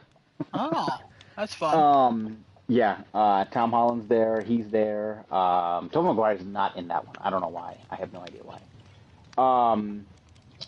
And then I think that was it. Oh, Disneyland Paris is getting a Lion King land. They said it was supposed to be based off the animated film, but the first concept art they showed off was based off of the fucking stupid ass live action remake that they did. Oh, the other animated film? Yeah, sure. But they said that this is just concept. We're just showing you like what it would look like, but we're going to be making it based off of the original 1990 whatever film. 4. Yeah, 5. that did it for you. Yeah, I think it was 4 or 5. And there's supposed to be a Simba or Mufasa like ride that they have, like where you're with Timon and Pumbaa and like you're going to like the events of the Lion King, and it's like a fucking roller coaster type of thing. There's a 1-to-1 recreation of the Pride Land, so you're gonna have Pride Rock, you're gonna have the fucking fields, you're gonna have the hyena thing, you're gonna have all that in that section in Disneyland Paris. And I think that's it. I don't think there are any more expansions unless I forgot about anything. There's going to be a Walt Disney animatronic in Disneyland. So in Disneyland, there's a theater where you can watch some of the Carousel of Progress, which is also Disney World. But they're retheming the Carousel of Progress into the Carousel of Walt Disney. So he kind of takes you through his journey from when he was a younger guy to his older age and his whole thing with Disney and what he did and how he created all that. It's the first animatronic of him in the world, where it's going to be him sitting in a chair talking to people. So, crazy. That's my spiel. I just wanted to get it out of the way. I'm so fucking excited. Timeline for all these things. They said that the expansion for Animal Kingdom is 2027. The Cars ride and the Villains Land, I believe, are anywhere from 26 to 28. The rebrand of Monsters Inc. Land is supposedly 25 to 26. They got the permits already for all that, so I would assume it's sooner than later. I don't know. But the latest timeline for almost all the things, at least on the East Coast, looks like 28. The latest for everything else on the West Coast, you're looking at about 2030 to 32. And that's because they have that 10-year project that they had just invested like $60 billion fucking dollars into for Disneyland Forward for California. So they're buying like more land around the area and trying to expand shit. Texas offered them to move fucking Disneyland into fucking Texas, and they were like, we could, but that would be a lot of money. I'm like, I don't know if it'd be more than $60 billion worth, but who am I? I don't know. But yeah, that's my little spiel for D23. Fucking absolutely excited with all the Disney park stuff. The Disney movie stuff is cool too. Moana trailer's awesome. Lilo and Stitch live action. Frozen 3 got confirmed. Incredibles 3 got confirmed. Toy Story 5 got confirmed. And Snow White's live action trailer got shown off. I think a Mufasa trailer was there. I don't give a shit about that fucking movie. And then What's wrong with that movie? It's a fucking live action. I didn't ask for a live action. But Give it's me a fucking Mufasa's animated story. film. Yeah, I would have loved to see Mufasa's story. I would love to see a prequel to The Lion King if it was fucking animated like the original fucking film, or at least newer 2D animation. Fuck live action Disney. Well, There was another thing that got shown off there, and I can't remember. There's some extra stuff that we didn't see. Fantastic Four trailer got leaked online, which looks great. I guess the Thunderbolts trailer just got leaked a couple hours ago. And people are talking about that. I haven't seen it myself. And Daredevil Born Again. Daredevil, yep, that one got leaked out, which Adam, I think you saw it, and I think you. I chose not to watch it. I wanted to watch a high def version. Same with Thunderbolts. Okay. I was like, I'd rather watch a high def. Captain America: Brave New World. I'd rather see high def too. Yeah. Looks like Marvel's returning to a bit of a form here, and they kind of have a direction going forward now. So it looks cool. Can't wait to see all the stuff that's going to come out. Yeah, Moana 2 is going to fucking kill it this year. D23 was a success, I think. It's definitely getting a lot of attention, a lot of press, a lot of news buzzing all over the place. People are excited to see Disney change again and kind of, expand again and do new stuff and adding all these new things.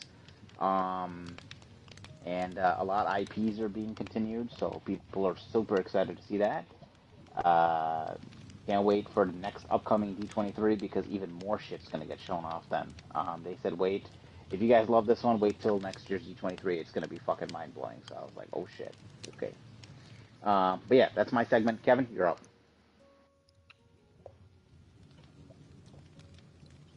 Damn, what a fumble. Oh shit. Oh fuck.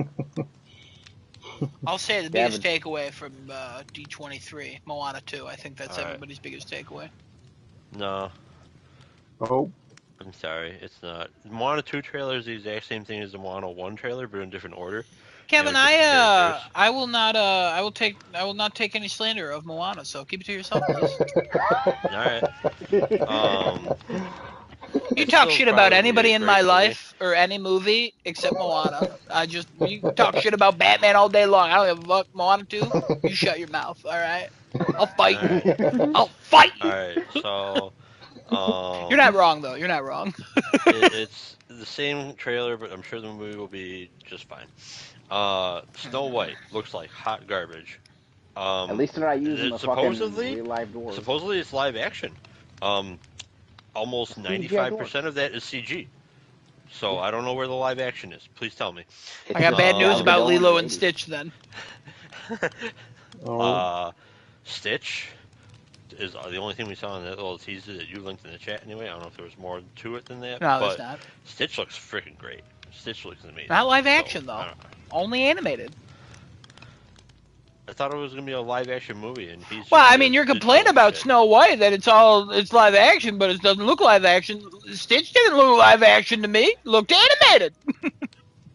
No, I mean like, I don't believe that Snow White, the entirety of that character, is like real. The clothing looks CG.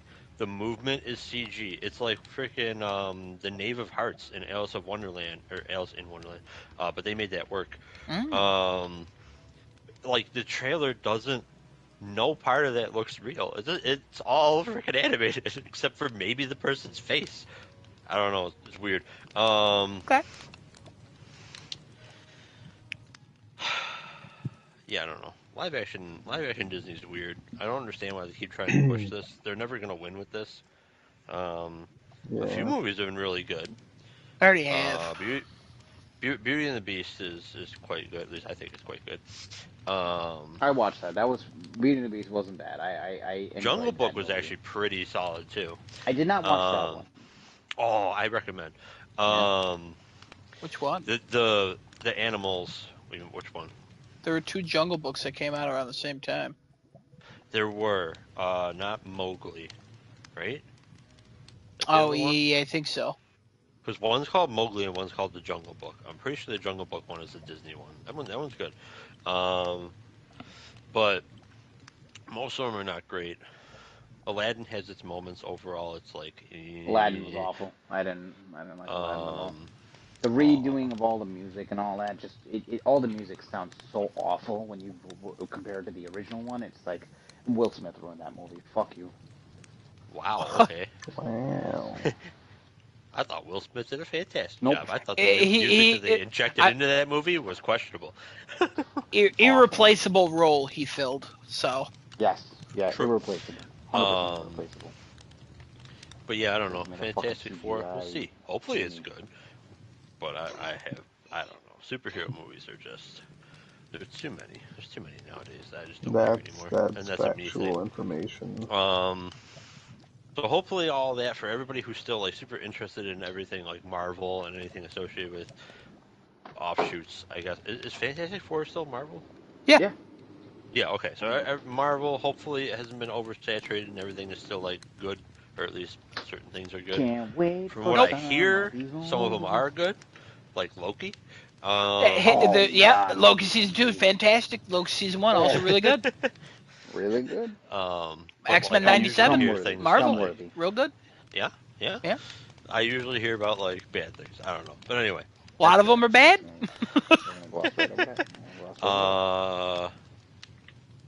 Is everybody else done with Disney? Because I'll just go into my shit. Yeah, Moana 2 is the best. Moana 2 is also really good. Big fan of the Moana 2 trailer. Surprise out of nowhere, Moana 2, wild. Can't wait. What was the other one? Oh, Moana 2. That one tickled my fancy. And then what else? Moana 2. Moana 2? Yeah. Forget about Moana 2? Oh shit! Moana 2. Fuck, I almost forgot. The second Moana also. Thank you. That's so. Oh, the sequel to the what's that movie called? Moana? Yeah, Moana. Moana, yeah. Yeah, that one. Honestly, Moana 2 probably will not live up to Moana 1. I'm just going to say that now. But I'm still very What if excited. it does, though? What if it does? Let's not jump into hypotheticals that I think about it all day and every night and moment of my life. Okay, but seriously, serious discussion here. What if Moana 2 actually does at least meet Moana 1? What music? I don't think it can. I think I think Moana 1 isn't like great to me because of like how great the movie. It just hit at like the perfect time. Like just timing in my life, I thought it just worked out where I'm like this movie hit emotionally. It's kind of like the first Horizon. Like if I played the first Horizon a year later or a year before, I probably wouldn't like it as much, but at the time just emotionally I connected with it so much. I will tell you, there's a lot of parallels between Horizon and Moana. They're very similar, yeah. Again, and they both, it was near each other, not at the same time, but it is near. Moana was good in my opinion because like the musical numbers were just great, except for Shiny. I'm not a fan, but that's. I think Shiny's good, but I do not enjoy Shiny by itself. Olaf's version of Shiny was great. I refuse to acknowledge that version because it's not Moana.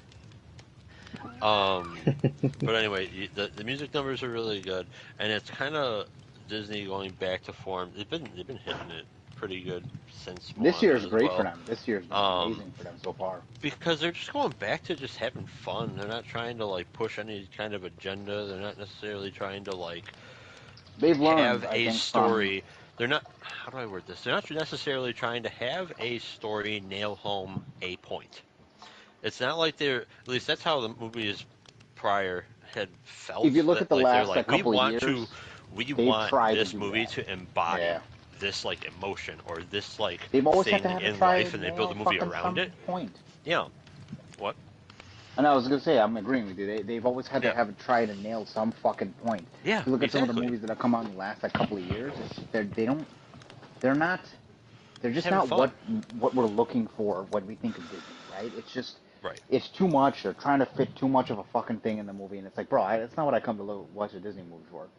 I watch a Disney movie because they're Can you fucking give an fun. example? You're being very vague, both of you. The Journey to the Center of the World movie. That fucking what was the name of that movie? Journey to the Center of the Earth. No. They made a Pixar version of what the hell was it called? Actually called Journey to the Center of the Earth? No, it wasn't called that. No, I didn't know Pixar had one. Oh yeah. The one that just came out recently that did awful. Wish? No, Wish is trying to just combine too many things in one. I don't think Pixar. Wish's problem was Wish that is Disney, I think. Wish's problem was it was trying to be too many things and trying to embody too many things into one movie, and it did not have a solid point to the movie. It didn't have character either. Like Asha was a very bland person when I was watching Wish. The villain being, I think it was her father, correct? That's the king or whatever the fuck it is. Yeah, he was just a fucking shit ass villain overall. They're trying to tie so many of these things, like she's supposed to be fairy godmother going forward. He's supposed to be the fucking magic mirror on the fucking wall. The fucking. Oh, interesting. Okay. Yeah, they were trying to tie so many like unnecessary things to get nostalgia to get people to watch this shit, and it's not that. It's just this movie just didn't fit any sort of like narrative they were trying to go for, or whatever narrative they were trying to push in this movie just didn't. It just fell short, and it was like it was dumb. Yeah, I got something where I thought they were trying to push like the whole "don't let your parents like squander your dreams" thing or something like that, but to like a really weird extent. And I'm like, why? Like I'll take Inside Out 2, right? Inside Out 2 has been a success because it's relating to a lot of people who are in this time in their life, I guess. And Adam, I think, had told me the best part, like thing when he was talking about Inside 2 one time offline here.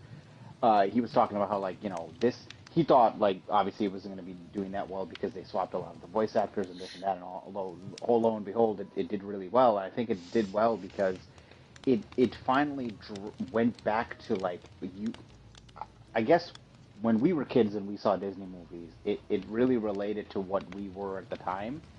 This related more to what kids are at this time now.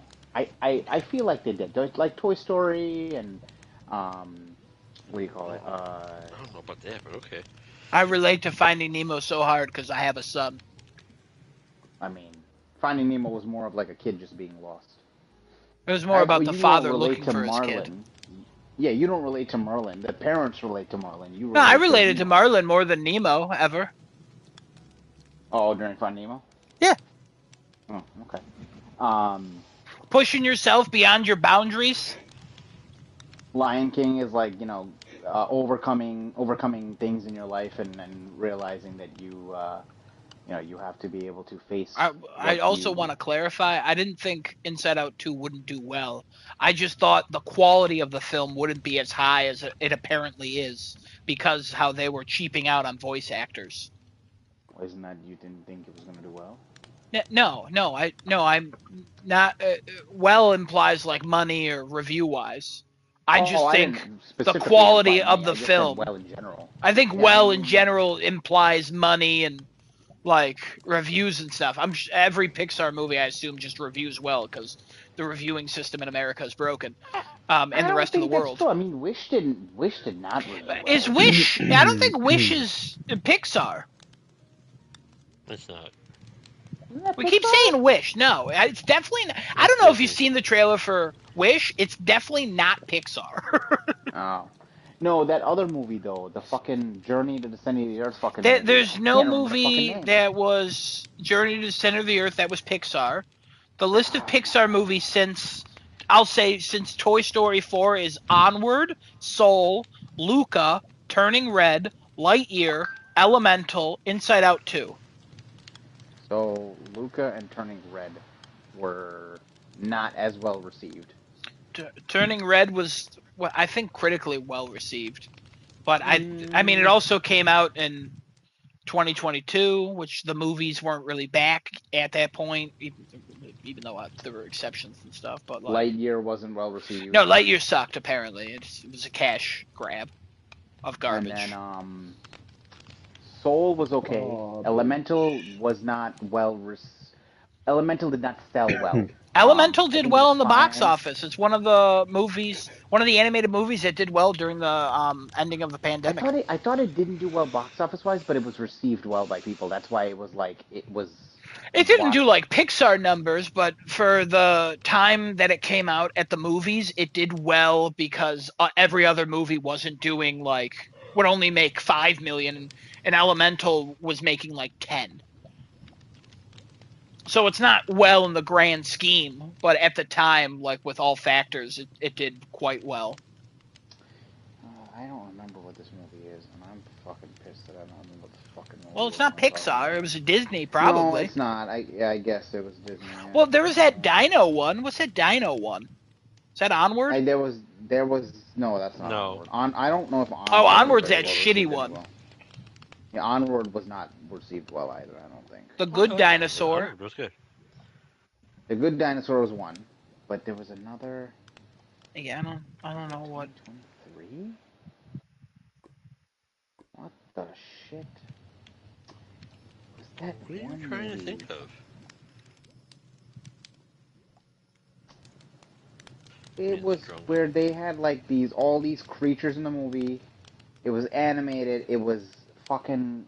Oh god. Mm-hmm. I'll figure it out. Don't worry about it. I'll fucking figure it out. Wow. Okay. Wow. Anyway, keep going with your point. I'm sorry, I derailed your point completely. No, you didn't. Anyway, I don't know. Disney's hopefully gonna stick with just having fun time, making fun movies. I'm trying to think of some of the other ones that I just did not care for. Raya and the Last Dragon was really weird. I watched Raya. I thought it was actually pretty cool. I like Raya. There's a Disney Plus animated series of Journey to the Center of the Earth that came out in 2023. I don't need that. I'll look it up. It's fine. I'll figure it out. When I get it, I'll let you guys know. Well, yeah. Strange World. That's the fucking stupid fucking movie. I found it. 2022. It's not a Pixar movie. That was awful. That was a fucking awful movie. Oh, this one sounds fun. I don't even know what that is. 3 generations of a legendary family of explorers will find themselves in an uncharted land with strange creatures. If they want to survive from the numerous dangers, they must bridge their differences and work together. Made less than half of its original budget. Yeah, it didn't do well. Did awful. Anyway. Okay. Oh yeah, the Jake Gyllenhaal one. What Jake Gyllenhaal one? That Strange World. Yeah. Oh. Another fantastic actor. I love his work. Yeah. Not true. Most of it, like 90%. Yeah, guys. What's he a bad actor? Best thing he's done. Oh God, I have all Jake Gyllenhaal movies. Bubble Boy. Never saw it. It's a wild one. Yeah, it's a wild one. But I feel like all of his recent stuff has been just amazing. In real life, he kind of seems like a piece of shit. But other than that, really? Yeah, didn't he date Taylor Swift? He did, yeah. Yeah, it's weird. Does, considering he's like a 50-year-old man, but, you know. Yeah, well. Boogie, boogie, boo. Boogie, boogie. Kevin, I like how you just had immediately out of pocket Jake Gyllenhaal sucks. And then you don't know one movie he sucks in. I mean... Wow. That wasn't a bad movie. Shut up. That wasn't a bad movie. What movie? Bad movies that he did alright in. Brokeback Mountain. Oh. No, that was good. That was really good. Yeah, it was a good movie. Can we move on? Shut your mouth. End of Anne Hathaway's breasts are great in that movie. Was right. What movie, Kevin? End of Watch was a questionable movie, but I guess it's... Oh, End of Watch is great! Yeah. I hated that movie. I love that movie. I think the ending's terrible. But I also hated Jarhead, so. Oh, Jarhead sucks. No, you're right. There you go. I'll give you that one. Yeah. No, you're right. But again, to be fair though, I don't know that his acting was bad. Maybe the movie's just bad. I don't remember anything about that movie being good, so honestly, he might be bad in that one too. I'll tell you what he was surprisingly good in though was Zodiac. Yeah. Oh, he's great in that. Yeah, he's good at some character losing his mind. Yeah. I don't remember Source Code. Oh, I didn't like Source Code. I've seen it. Yeah, it's where he's stuck on that train for 7 minutes and then it keeps going back and. He was in October Sky. Oh, that was a fantastic movie. I loved October Sky. Kevin, new Jake Gyllenhaal fan. No, not new Jake Gyllenhaal fan. I mean, overall, he's not bad. He was like the one thing that tried to save the Prince of Persia movie, man. Oh shit! I forgot about the Prince of Persia. Hold on a second. No, he's bad. He's a bad actor. He's bad in Prince of Persia. No, hold on. Was he really that bad? I don't remember. Prince of Persia is such an abomination, and if he couldn't see that as an actor, he should have left it immediately.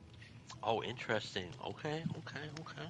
Wait, but he had a really nice string of movies from 2013 to 2016. Yeah, no, he no fuck ups there. I mean, I would say that starting in 2012 with End of Watch, because Kevin's wrong about that, but. Oh yeah, true. The ending of that movie I still disagree with the ending of that movie. Source Code's also 2011. Source Code's trash. Oh, Demolition's also 2015. Oh, Demolition's good. Yeah. Stronger's 2017. I didn't see that one though. I didn't see that one either. I'm gonna demolish. Jake Gyllenhaal, pretty good actor, you know. People like him. That string of movies. God People damn. like him.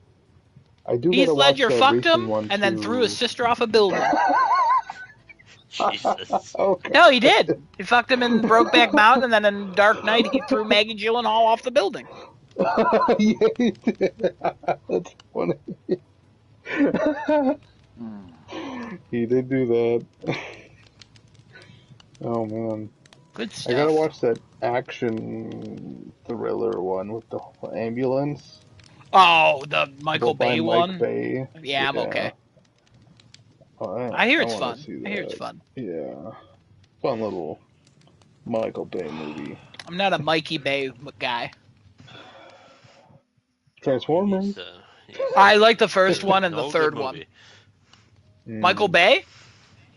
I said there's no good movie to the Transformers.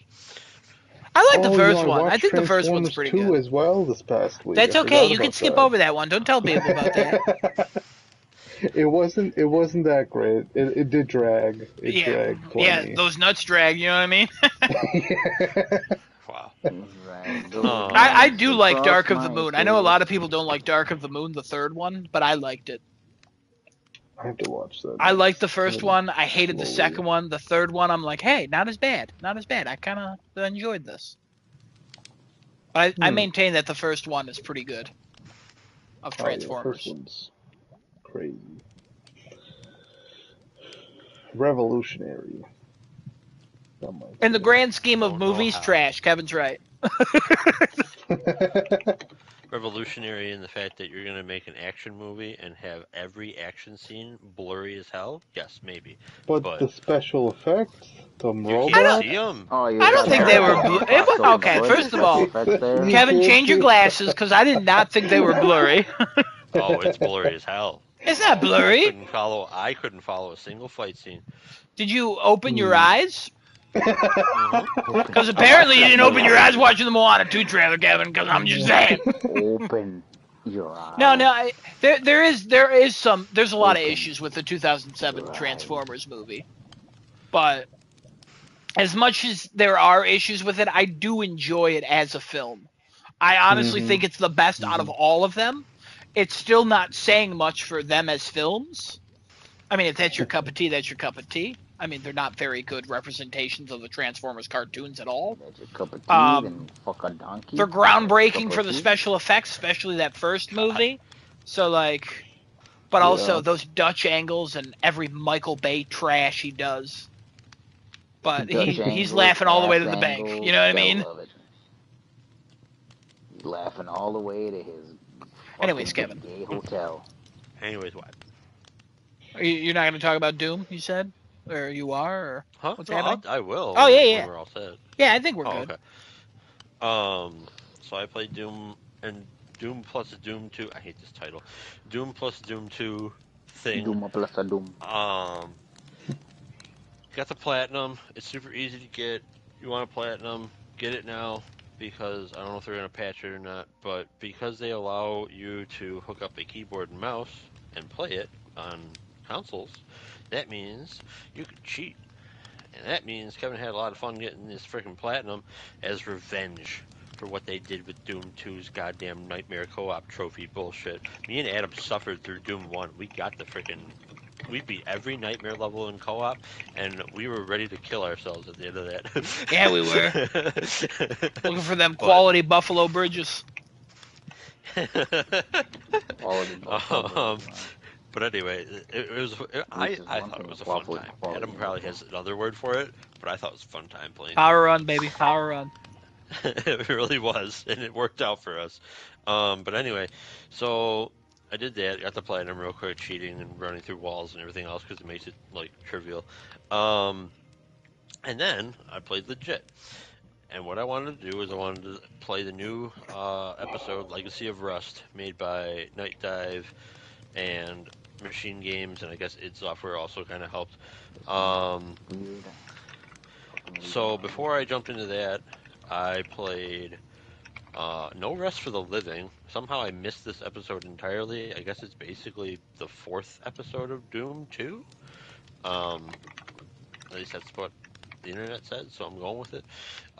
Basically, it's like Die Flesh Consumed added on to Doom 1, so No Rest for the Living adds on to Doom 2's storyline and finishes that out, I guess. I haven't played through the entire thing yet, but I played through the first couple levels and a little bit into the third, and it's really, really fucking good. No Rest for the Living is so good with the first level you can like exit early or you can keep going, and if you keep going, you better have not missed many shots. So I'm playing on ultra violence difficulty because I've played so much Doom that's just the difficulty for me. I love Um, going ultraviolence. going on lower difficulties is usually just way too easy because um, Impressive. there's more ammo, there's more power ups, and there's like less enemies and crap like that, and it's so trivial comparatively. Going on Nightmare is everything respawns. Who wants that?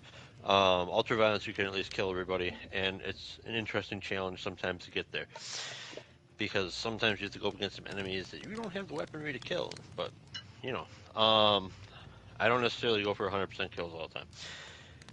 But I continued to play through the first level and didn't exit early, and wow, you eat through ammo. It came real close. But we got through it, moved into the second level, and right away greeted with a whole bunch of ammo. There's a point to me saying all this. We'll get there. So then, after playing that, really liking that, I jumped into Sigil because I hadn't played Sigil or Sigil 2 yet. These are two things that George Romero made. I think that's his first name. Adam, help me. It's George Yeah, George Romero, right? Romero, you got it. Okay. There's so many Romeros. I want to make sure I have the right one. Uh, because the other one is Night of the Living Dead. Um, right? Yeah. Yep. Anyway, um, Sigil's really interesting. Uh, Clearly, George Romero has gotten much better at intricate level design and different mechanisms of like making a small area seem bigger or like more dense. There's a lot of shooting these little eye things to open up like paths or move walls and stuff like this, which is it's a very interesting way of progressing through levels. Um, he's a very good understanding of enemies and what to do with them right away in either the first or the second level. Because I played through another two levels of this. I basically played through two levels of each thing I'm going to talk about. Except for one thing, we'll get there.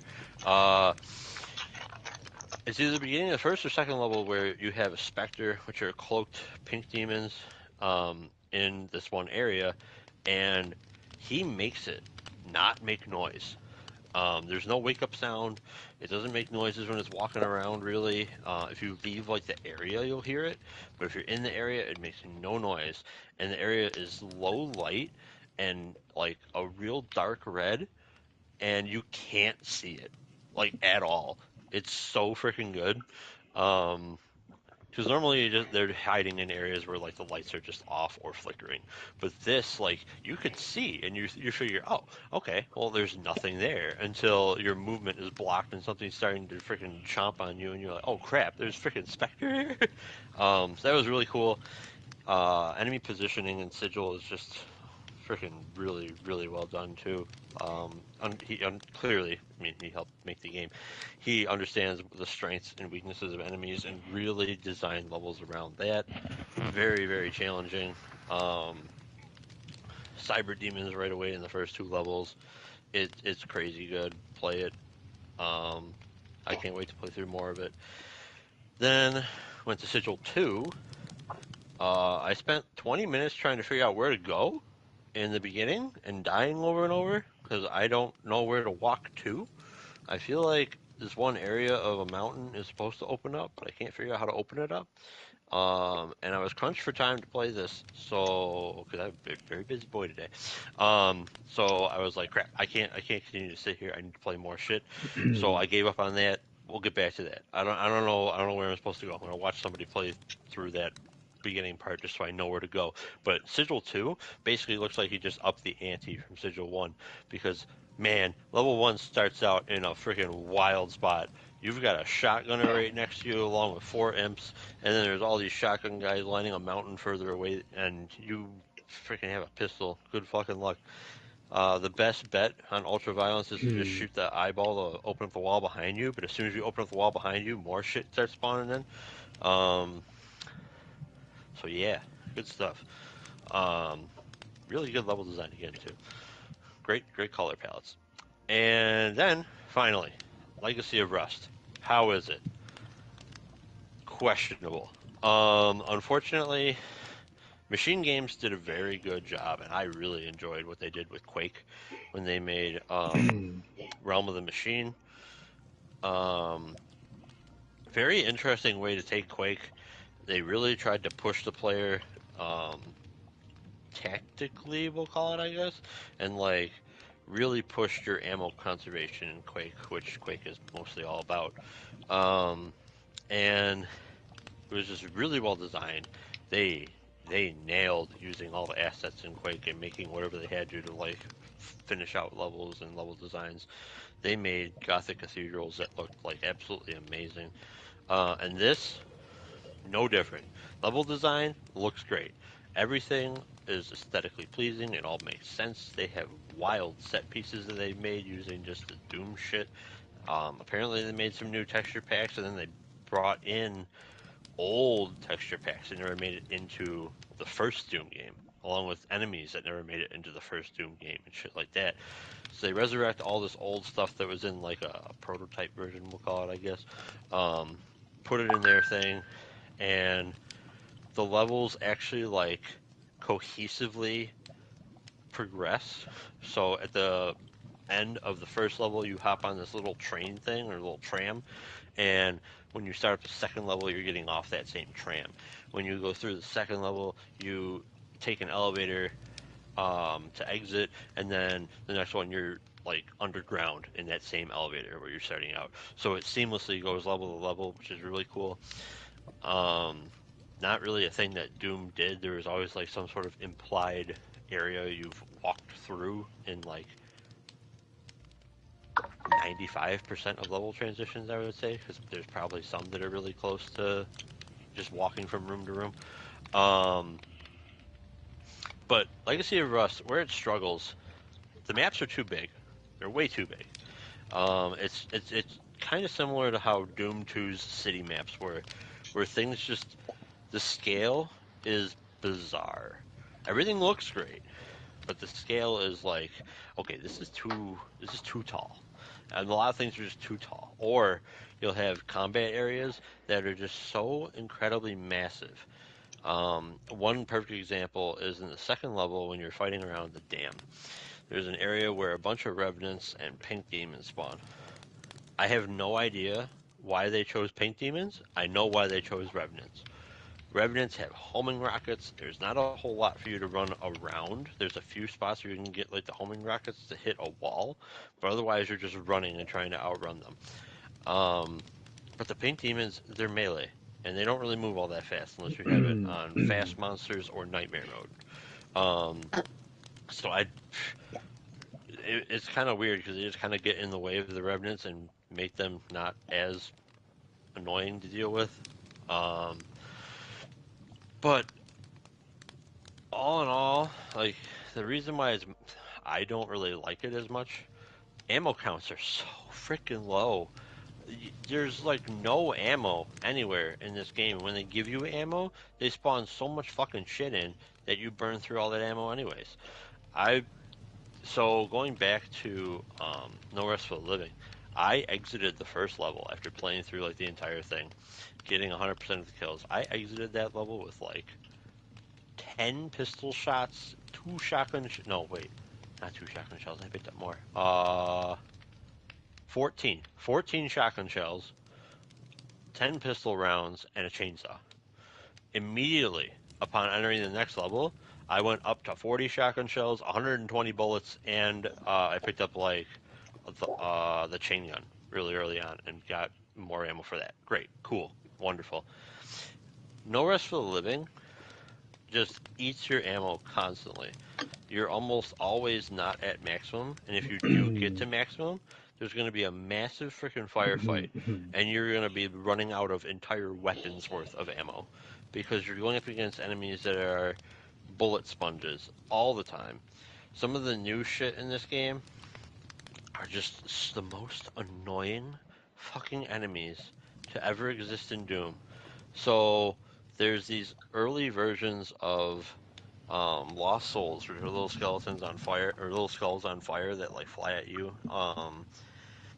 They don't have the fire around them. They're a little skull that like cackles and it shoots like plasma rounds sort of things at you. They're more or less just annoying. But then the health that they have makes no sense. There are times when you shoot it like 3 times with a pistol and it's dead. There's times you shoot it 5 times with a shotgun and it's not dead. I have no idea how the health pools for these things work. That or like shots are hitting but they're not hitting. I have no idea. It's something's up with those things. I hate them. They're really not that big of a threat to you, the player. Like they do next to no damage, but they're freaking annoying as hell because they eat up ammo for no reason. Then you have the worst thing to ever exist in Doom, the Banshee. My ears are still bleeding from this fucking enemy. Because Banshee is an apt name. This is the most annoying thing to hear in Doom. Most enemies in Doom are just like making weird growling noises or grunting noises, or you hear like bones rattling and shit like that. That's fine. These things, yeah, that's the Doom guy like getting hit or checking a wall. Which is it? Who knows? But like, these things fucking wail. I'm not doing it right now. People are asleep. But like, it's not fun. It's a scream that just constantly goes if you're within like 50 meters of them, which is almost all the time. And it's like, oh my God, please stop, please stop. And their sole purpose is to try to get close to the player and they explode and do obscene amounts of damage to you. Um, yeah, these did not need to exist in this game at all. But hey, they put them there. I think there's a reason why they left the well, I think there's a reason why they were left in the prototype state and not in the game. Some of the other enemies that are in the game that I haven't encountered in my normal playthrough, but encountered when I was cheating and just running through shit, because you have to reach the end quote of every game, which basically just means beat the last level. Some of the other enemies, you have these like they look like Doom guy kind of people, but they're like a little different and colored differently, and they have a plasma rifle on them. They're really not that bad. They're like glass cannons. They do a lot of damage, but they die almost immediately. Their death animation is really stupid. Their head like pops off all the time, no matter what happens and it just spins. It like does a backflip in the air and hits the ground. Stupidest thing ever. Um, that's a nitpick though. That's a nitpick. They're fine.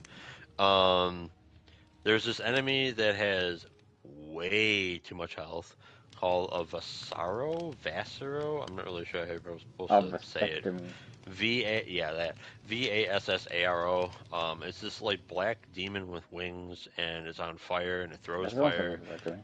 And let me tell you, the last level they give you no ammo other than freaking the fuel cans for the new weapons in the game that are both absolute trash. So you have a flamethrower thing called an incinerator, which replaces the plasma rifle, and the incinerator. So again, replaces the plasma rifle. Here's what you get. So the plasma rifle, without a backpack, if memory serves me, holds 400 plasma cells of ammo, and has the highest DPS in all of Doom, and just absolutely shreds shit. The incinerator holds only 150 rounds, fires at the same speed, does about half the damage as a plasma rifle, and even though it sets things on fire, that like burn damage or whatever does fucking nothing to enemies. It will own you if you walk through it. This gun basically serves no purpose, and the game force feeds you this ammo in the later levels as like the only freaking source of ammo you will ever have. Couldn't tell you why. Then you have the Calamity Blade, a weapon that seems like it's really good, but actually it's fucking garbage. So the BFG is infinitely better than this because it charges up faster, it does more damage, you can control what you're hitting a lot easier, and it also has a higher ammo count and uses less ammo. The Calamity Blade uses even more ammo. You have to charge it for a lot longer, like 4 times the charged up time, just to get to maximum like impact area. So basically, what it is just fires a whole bunch of fireballs out, and the longer you charge it, the wider the shot is. But in order for it to be anything respectable and actually be better than just a standard shotgun, you have to hold it down for like 2.5 seconds. It's insane. By that time, the BFG would have already fired, and the BFG, the way it works is when the blast goes out and detonates, based on what the player sees and distance from the player, those enemies take damage. Period. End of story. You don't even have to hit them with the pulse. In fact, like when you get really good at Doom, you fire the thing at like a wall, and as it's like starting to detonate, you step out from behind the wall because then it tracks who you can see at a certain distance, and all of them get hit. Like the BFG is just completely broken, and it's so freaking good. This thing you have to actually like there's an actual projectile that has to hit. So you have to be out in the open in order to hit things with it. You have to charge up for even longer. It uses more ammo. It does less damage. Well, it kind of does more, but it kind of does less. It's real weird. It depends on how many projectiles hit, so it's kind of up in the air there. But ultimately, it looks great. It's cool to fire a couple times, and then you hate it. And it's sad because there's potential here. The level design is 11 out of 10. Everything looks great. But gameplay wise, it's just not that fun. And the ammo that they give you is so small. Like going from level to level, you'll maybe be given 10 shotgun shells, 20 bullets on your pistol. That's it. Fuck you. Like it's so low. I don't even know outside of like the big combat things that they spawn in for you. I don't think I've ever had max ammo for any gun running through the first 2 levels and change. It's so bizarre, and it makes sense for how they made the Quake stuff. But Doom isn't about ammo conservation. That just infuriates people like me. Like Doom's difficulty comes from what enemies are in a fight, where those enemies are, and what other enemies are with them. Because you can design some crazy fights with very few enemies in Doom if you do it right. And the fights aren't necessarily hard. It's just that you've got no bullets left by the time you're done with them, and then you got to progress through the rest of the level just running away from shit or trying to get it to infight each other, which can be fun, and some people really like that. I'm not one of those people, so if you're one of those people, play this because you'll probably really enjoy it. It's a lot of making monsters infight with themselves, and it's difficult to get that to happen because of the types of monsters that are there. So if you like that puzzle sort of aspect of Doom, play this. You're gonna freaking love it. It's gonna be 10 out of 10 for you. I don't like it. I think it's I don't want to say it's bad because it looks so good. It's so well designed. It's just it needs more shit. And I'm not playing it on a lower difficulty because I want things to actually like do damage to me. And I want to be put in like these positions where I'm saving with like 20% health and just hoping, like I do in Sigil 1. Sigil 1, I put a save point in at 11% health because I'm like, no, I can get this from wherever I have to go next. I'm gonna just live. I got this. And it worked out. I'm gonna live there. But this one, I've already reloaded the game at certain points because I'm like, I use too much ammo. I have to go back in this because I'm using way too much ammo in this fight, and like I guess I should just run through this and not kill things. Um, and it's weird. I don't know, but that's my 2 cents. I rambled That's on enough. annoying. Um, so it's kind of sad that the brand new thing is not really that great. At least I don't think it's that great. The internet as a whole, I've been trying to find like people's impressions of it. There's not many. Um, but some people really like it, and some people have similar thoughts to me. Um,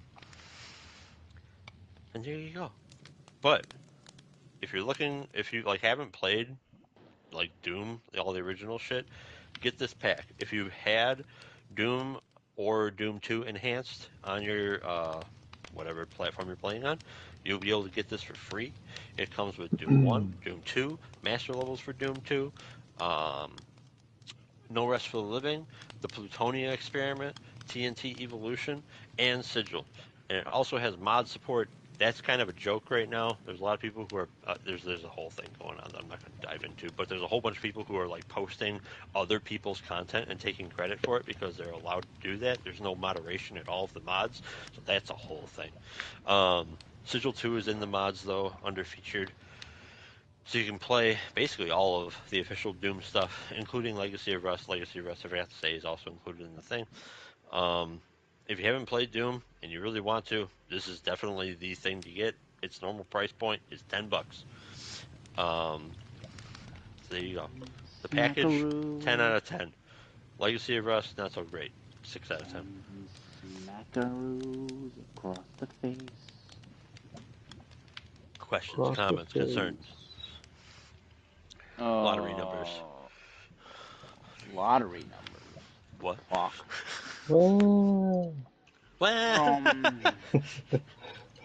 all right, cool, good. So we're gonna move on to something a little something, real quick, A real lot of quick. something. Helldivers 2. Oh What's god. everybody's thoughts on the automatons coming closer and closer to Super Earth, and everybody letting them do it? We're about to get invaded. We're about to get invaded. We're about to get fucked in the ass. And, you know, I'm here for it.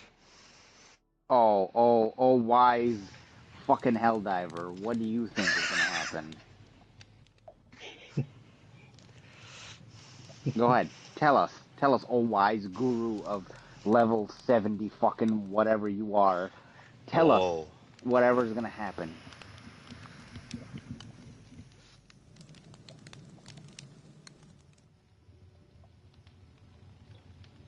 Yeah.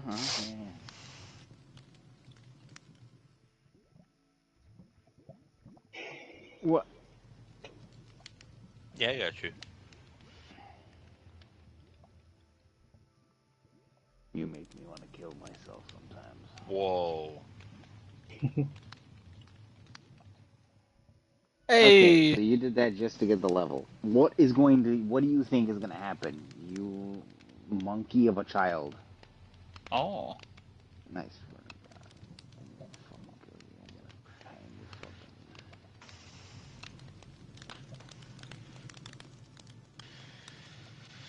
I'm gonna hang you upside down and beat you with a fucking bat. Oh my God. Honestly, that's an improvement. Oh, okay. Interesting.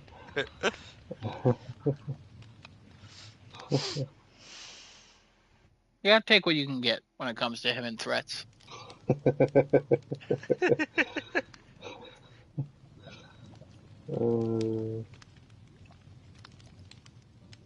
don't have idle threats, okay? I always fulfill my promises. Nobody said idle threats.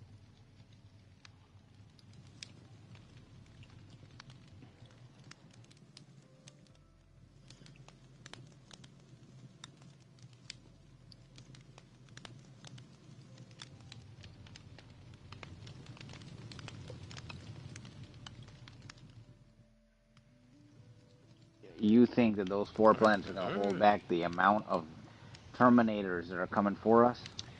Terminators.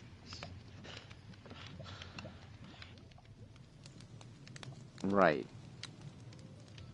Mm-hmm.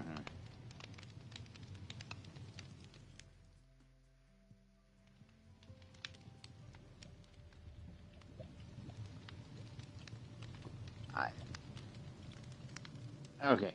So here's the problem with that whole, intricate theory that you have here, right? Here's the problem. Do you see the gap that is between us and the automatons, right? These fuckers are absolutely raping us in the ass right now, okay? With just the tank that they have that has the amount of rockets on the top of it.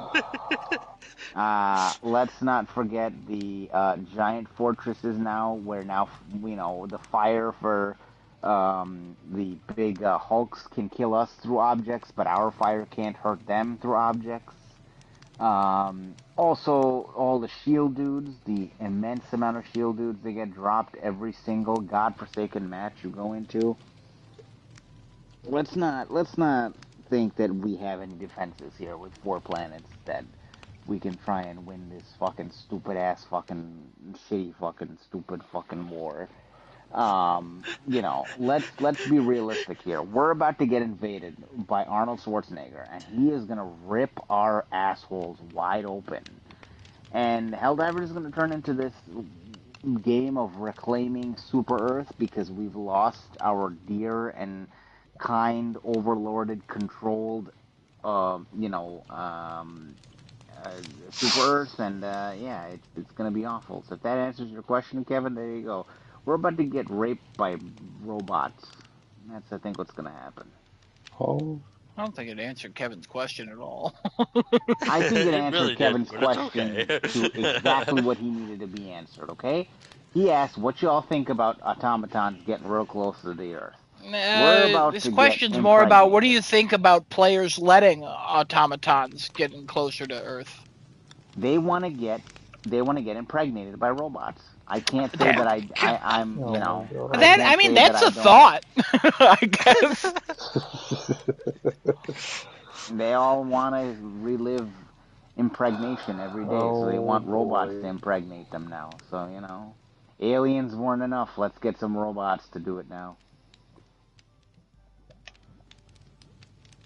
Not wrong. Not wrong. Humans are fucked. You ever heard of robot children? You ever heard of robots bursting out of your anus? That's what's about to happen. Not even to the stomach, to the fucking anus. Robots bursting out of your Adam, fucking help take ass. this back over. Nope. Do something, change it. Abort. He's not gonna take anything over now.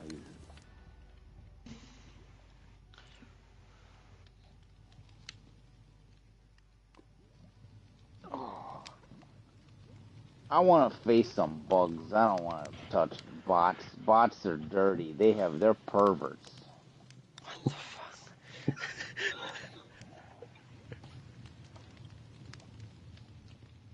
I can't wait for the bots to show up and liberate my ass. Interesting. Okay. I yield. Who else has a topic?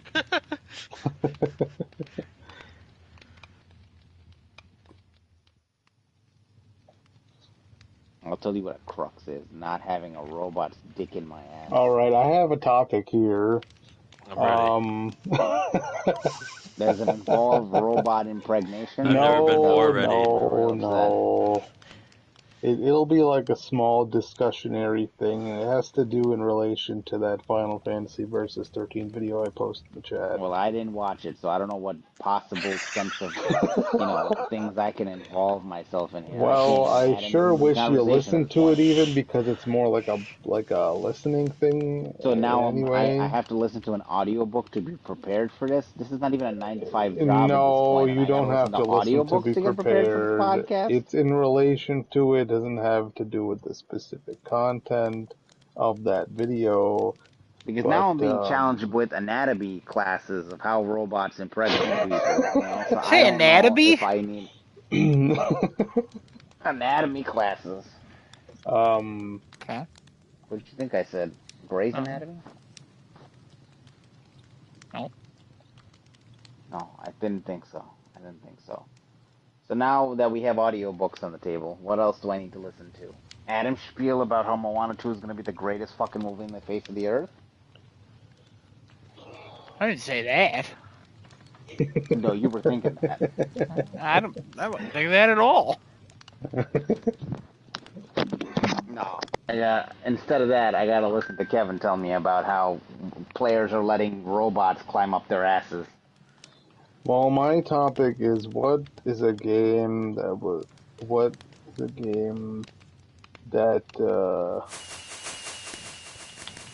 that really impacted you that never came out. Impacted you that never came out? Yeah. Like it really shook your soul to its core. When you heard it got canceled, or Scalebound. It didn't get finished, or something of that sort. Scalebound. What the hell? Scalebound. What do you know about Scalebound? It was Microsoft's child, and I'm so happy they aborted it.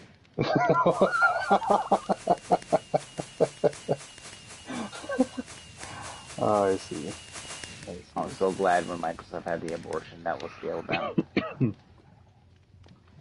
they said they chose to give birth to whatever they decided to put on the fucking shitbox known as Series X. Really good parents. Well, it was a Platinum Games game as well. Developed for 4 years, from 2013 to 2017. Great parents. I mean, the only game that I didn't get to play before it got canceled was FF versus 13. I don't know that there's another one that I was waiting for that got canceled. I don't remember. How'd that one make you feel? Fucking terrible. Because before the podcast, am I in a therapy session right now?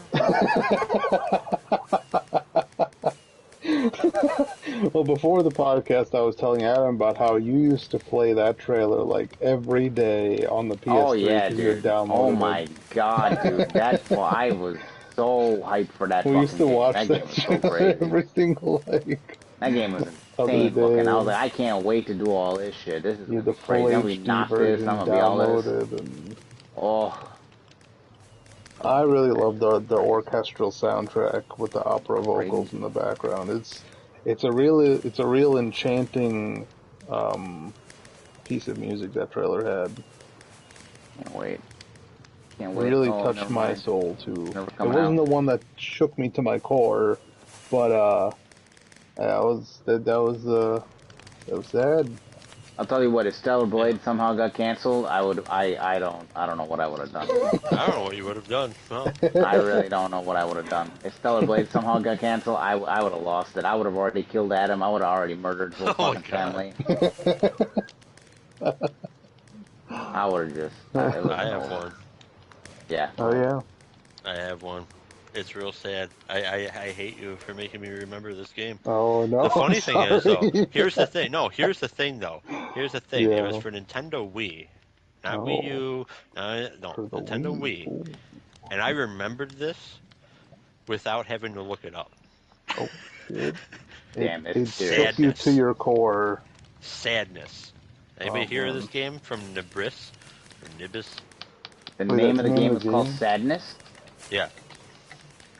Highly recommend looking up the trailers. Black and white. Survival horror. Black and white survival horror game that looked really fucking good. Like it basically looked like they were gonna go back to like the original black and white, like horror movies, and make a game in that vein that was gonna be a survival horror game. And I was so goddamn excited for this shit, and then it got canceled, and I was so fucking mad. Wow, it was one of the earliest reveals for the Wii as well, back on March 7, 2006. I got another one. Oh, if you haven't seen the trailer, if it's still up somewhere, watch this. Even the pictures look very cool. It was so cool. I don't know. I think at the time I wasn't really paying attention. Enough to the gaming sphere. I mean, I was like all behind the Wii at that time too, so it's weird that I didn't hear about this, but I'll definitely look into this. And I'll also feel sad because, well, yeah, cancel games suck. Oh baby, here it is from IGN. E3 trailer 13 years ago. Gosh. Anyway. Somebody said they hit another one. Deep Down. Yeah.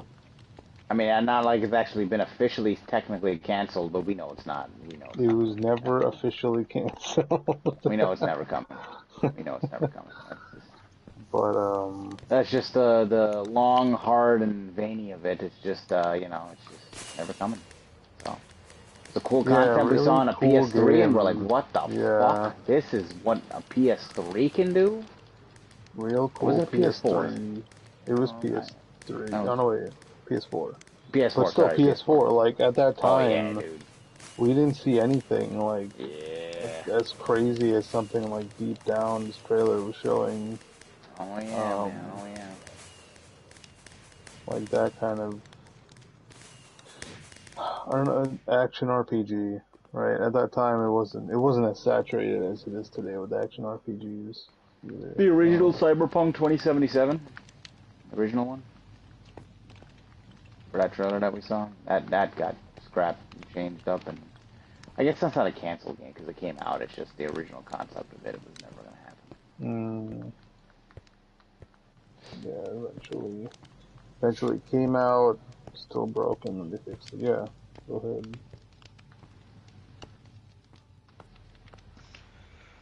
Oh. Okay. Oh.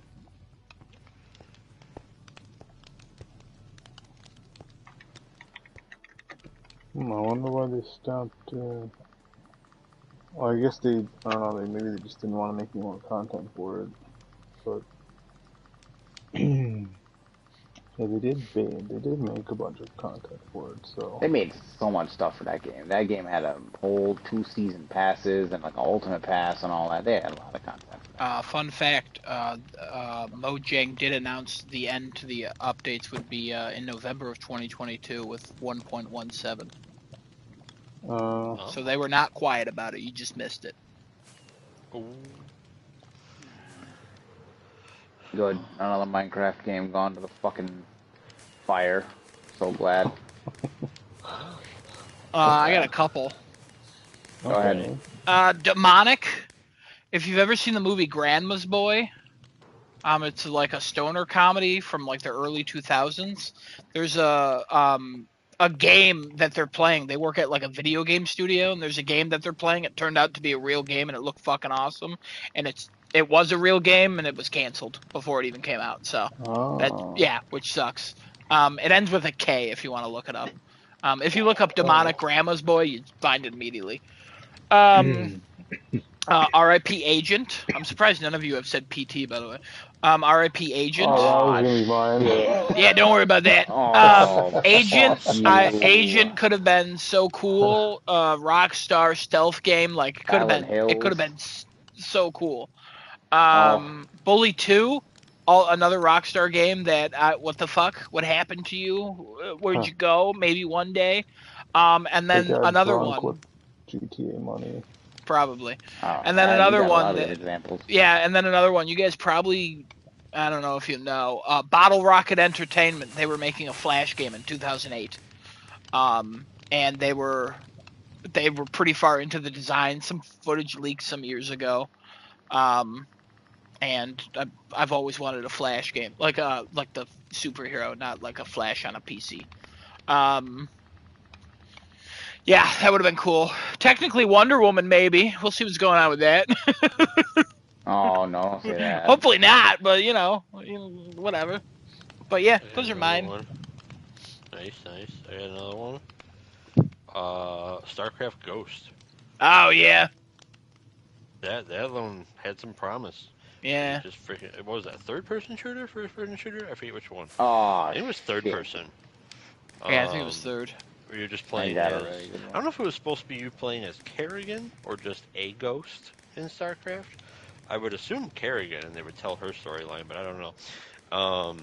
But that game, oh, I was ready, and then nope, rip. Later.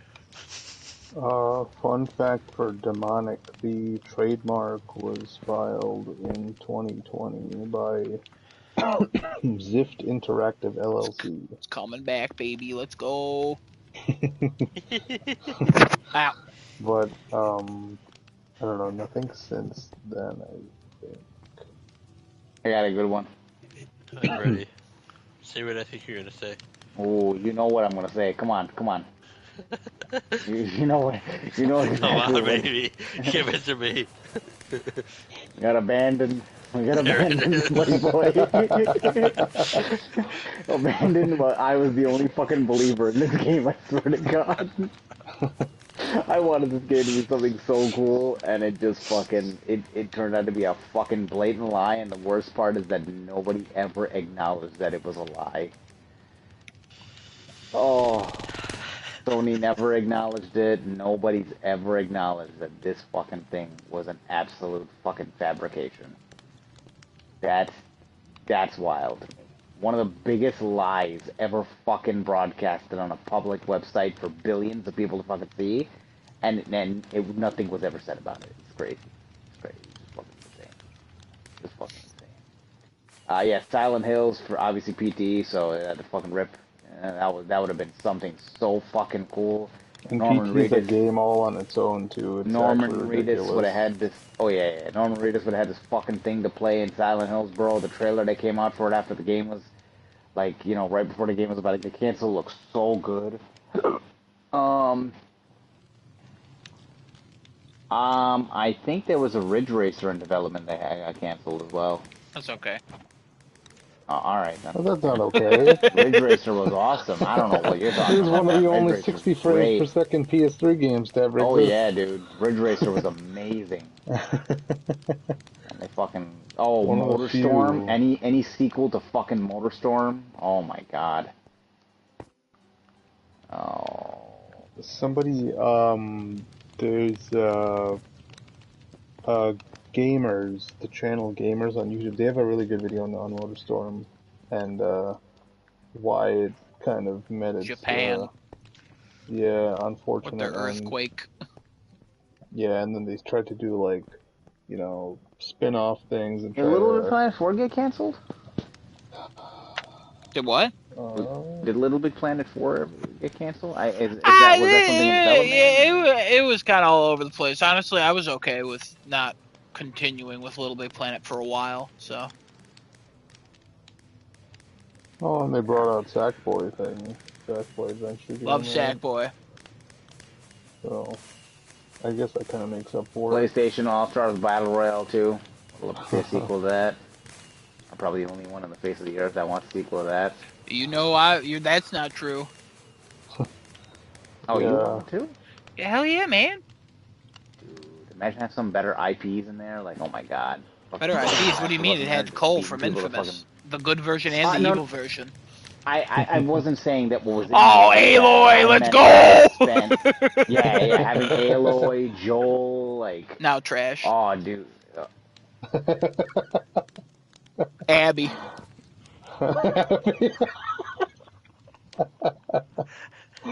Oh no.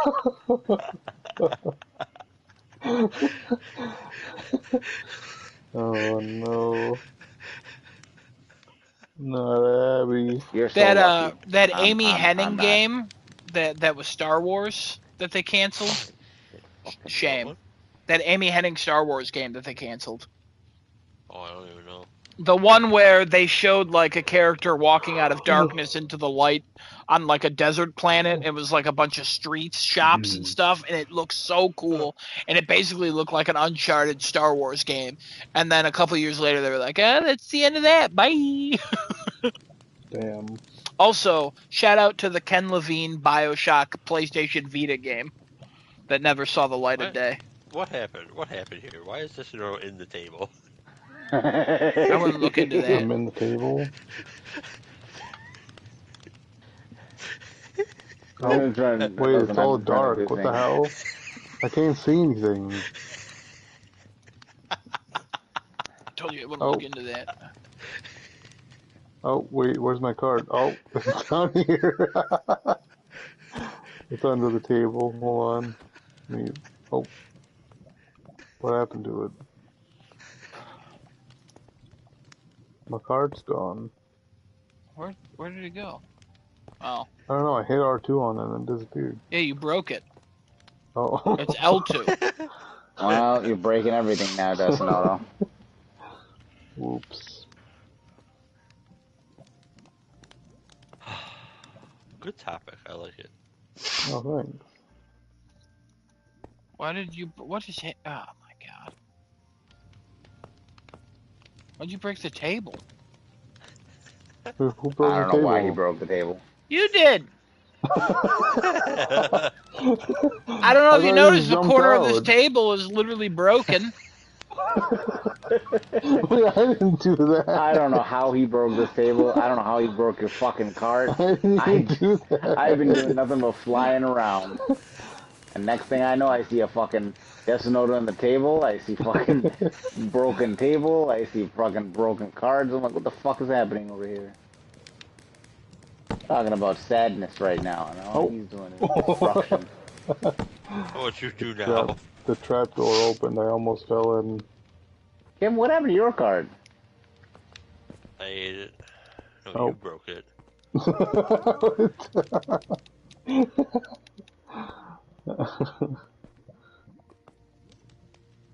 Your feet smell nice.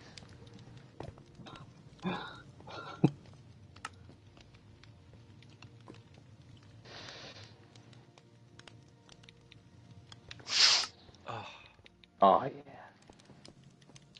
That poor nose. Just fuck it up a little bit, it'll be fine. It's already fucked up. I'll fuck it up a That's little why more. it's a freaking no. Doesn't No. need that. It doesn't need that. Oh, Super Mario Sunshine 2. Cancel game. Oh, that sucks. Is that a canceled game? There were That was a plans canceled for game. that?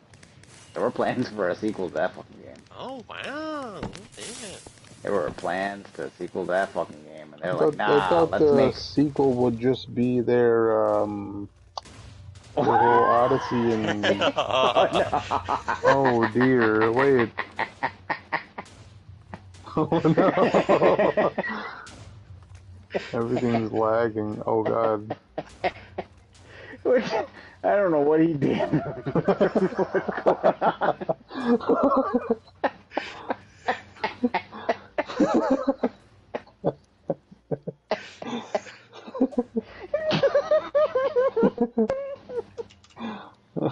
I just had him go, oh no.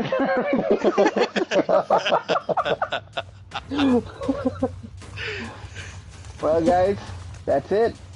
Crafting the Chat is over. We'll see you guys next week.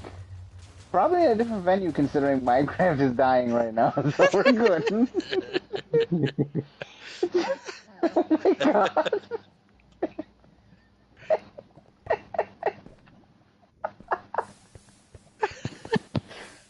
So much TNT, bro. More just keeps popping out. Oh, shit. Oh my god. Why does it keep reappearing? It just keeps making more.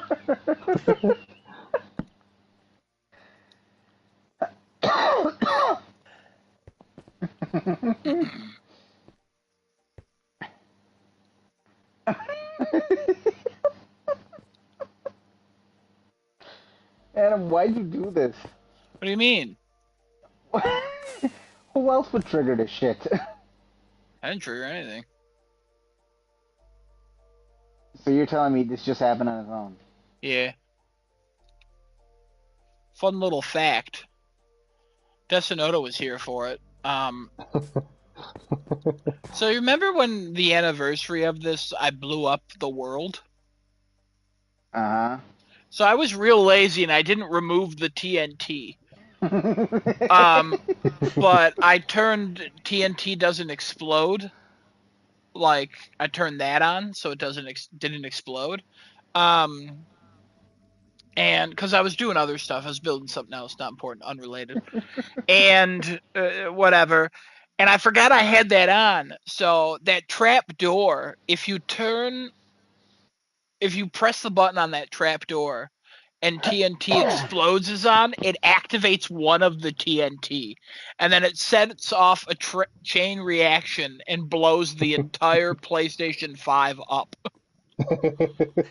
So I blew up the world by accident before the podcast started. So for 10 minutes, I was like, oh fuck, oh shit, oh no. So my game wasn't updating, I was re-downloading the saved world. That's why there were issues in the beginning. And that's why Genesis couldn't connect.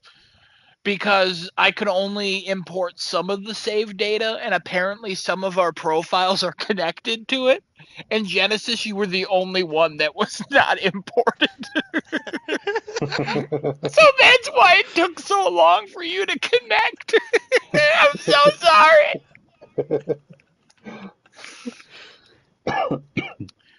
Well, I guess do the outro. Oh, no, this world's fine. We have backups. This is called the world. It's literally crafting a chat copy. Yeah, I know. You know how many copies I got of this? Oh. Go ahead, Genesis. Take us home.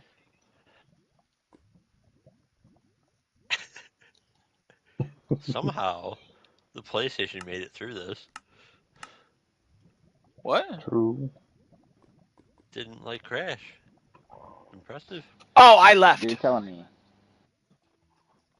You're telling me. Uh-huh. This was all you were doing? So when it crashed for me, yeah. Well, I mean, some of it is the Microsoft account. We can't do anything about that. But when I did it earlier, it took about 10 minutes for the world to explode. So I found out that if I did it, I have to leave. So I literally set it off, and then I was like, I didn't say, oh no, I said, go. So I was like, go. And I flew up through the window I broke, episodes ago. And then I got away from the lagging as soon as possible. That's why I didn't lag as much and didn't last 10 minutes. Because I'm the host and I had to get away from it. So, yeah, all right. Genesis? Learn new levels of depression every day. Yay, new levels of depression. Yay, we're going on a field trip. We're going to a Buffalo Bridge. We're going on a field trip to a Buffalo Bridge. And we're all going to jump at once. Yeah!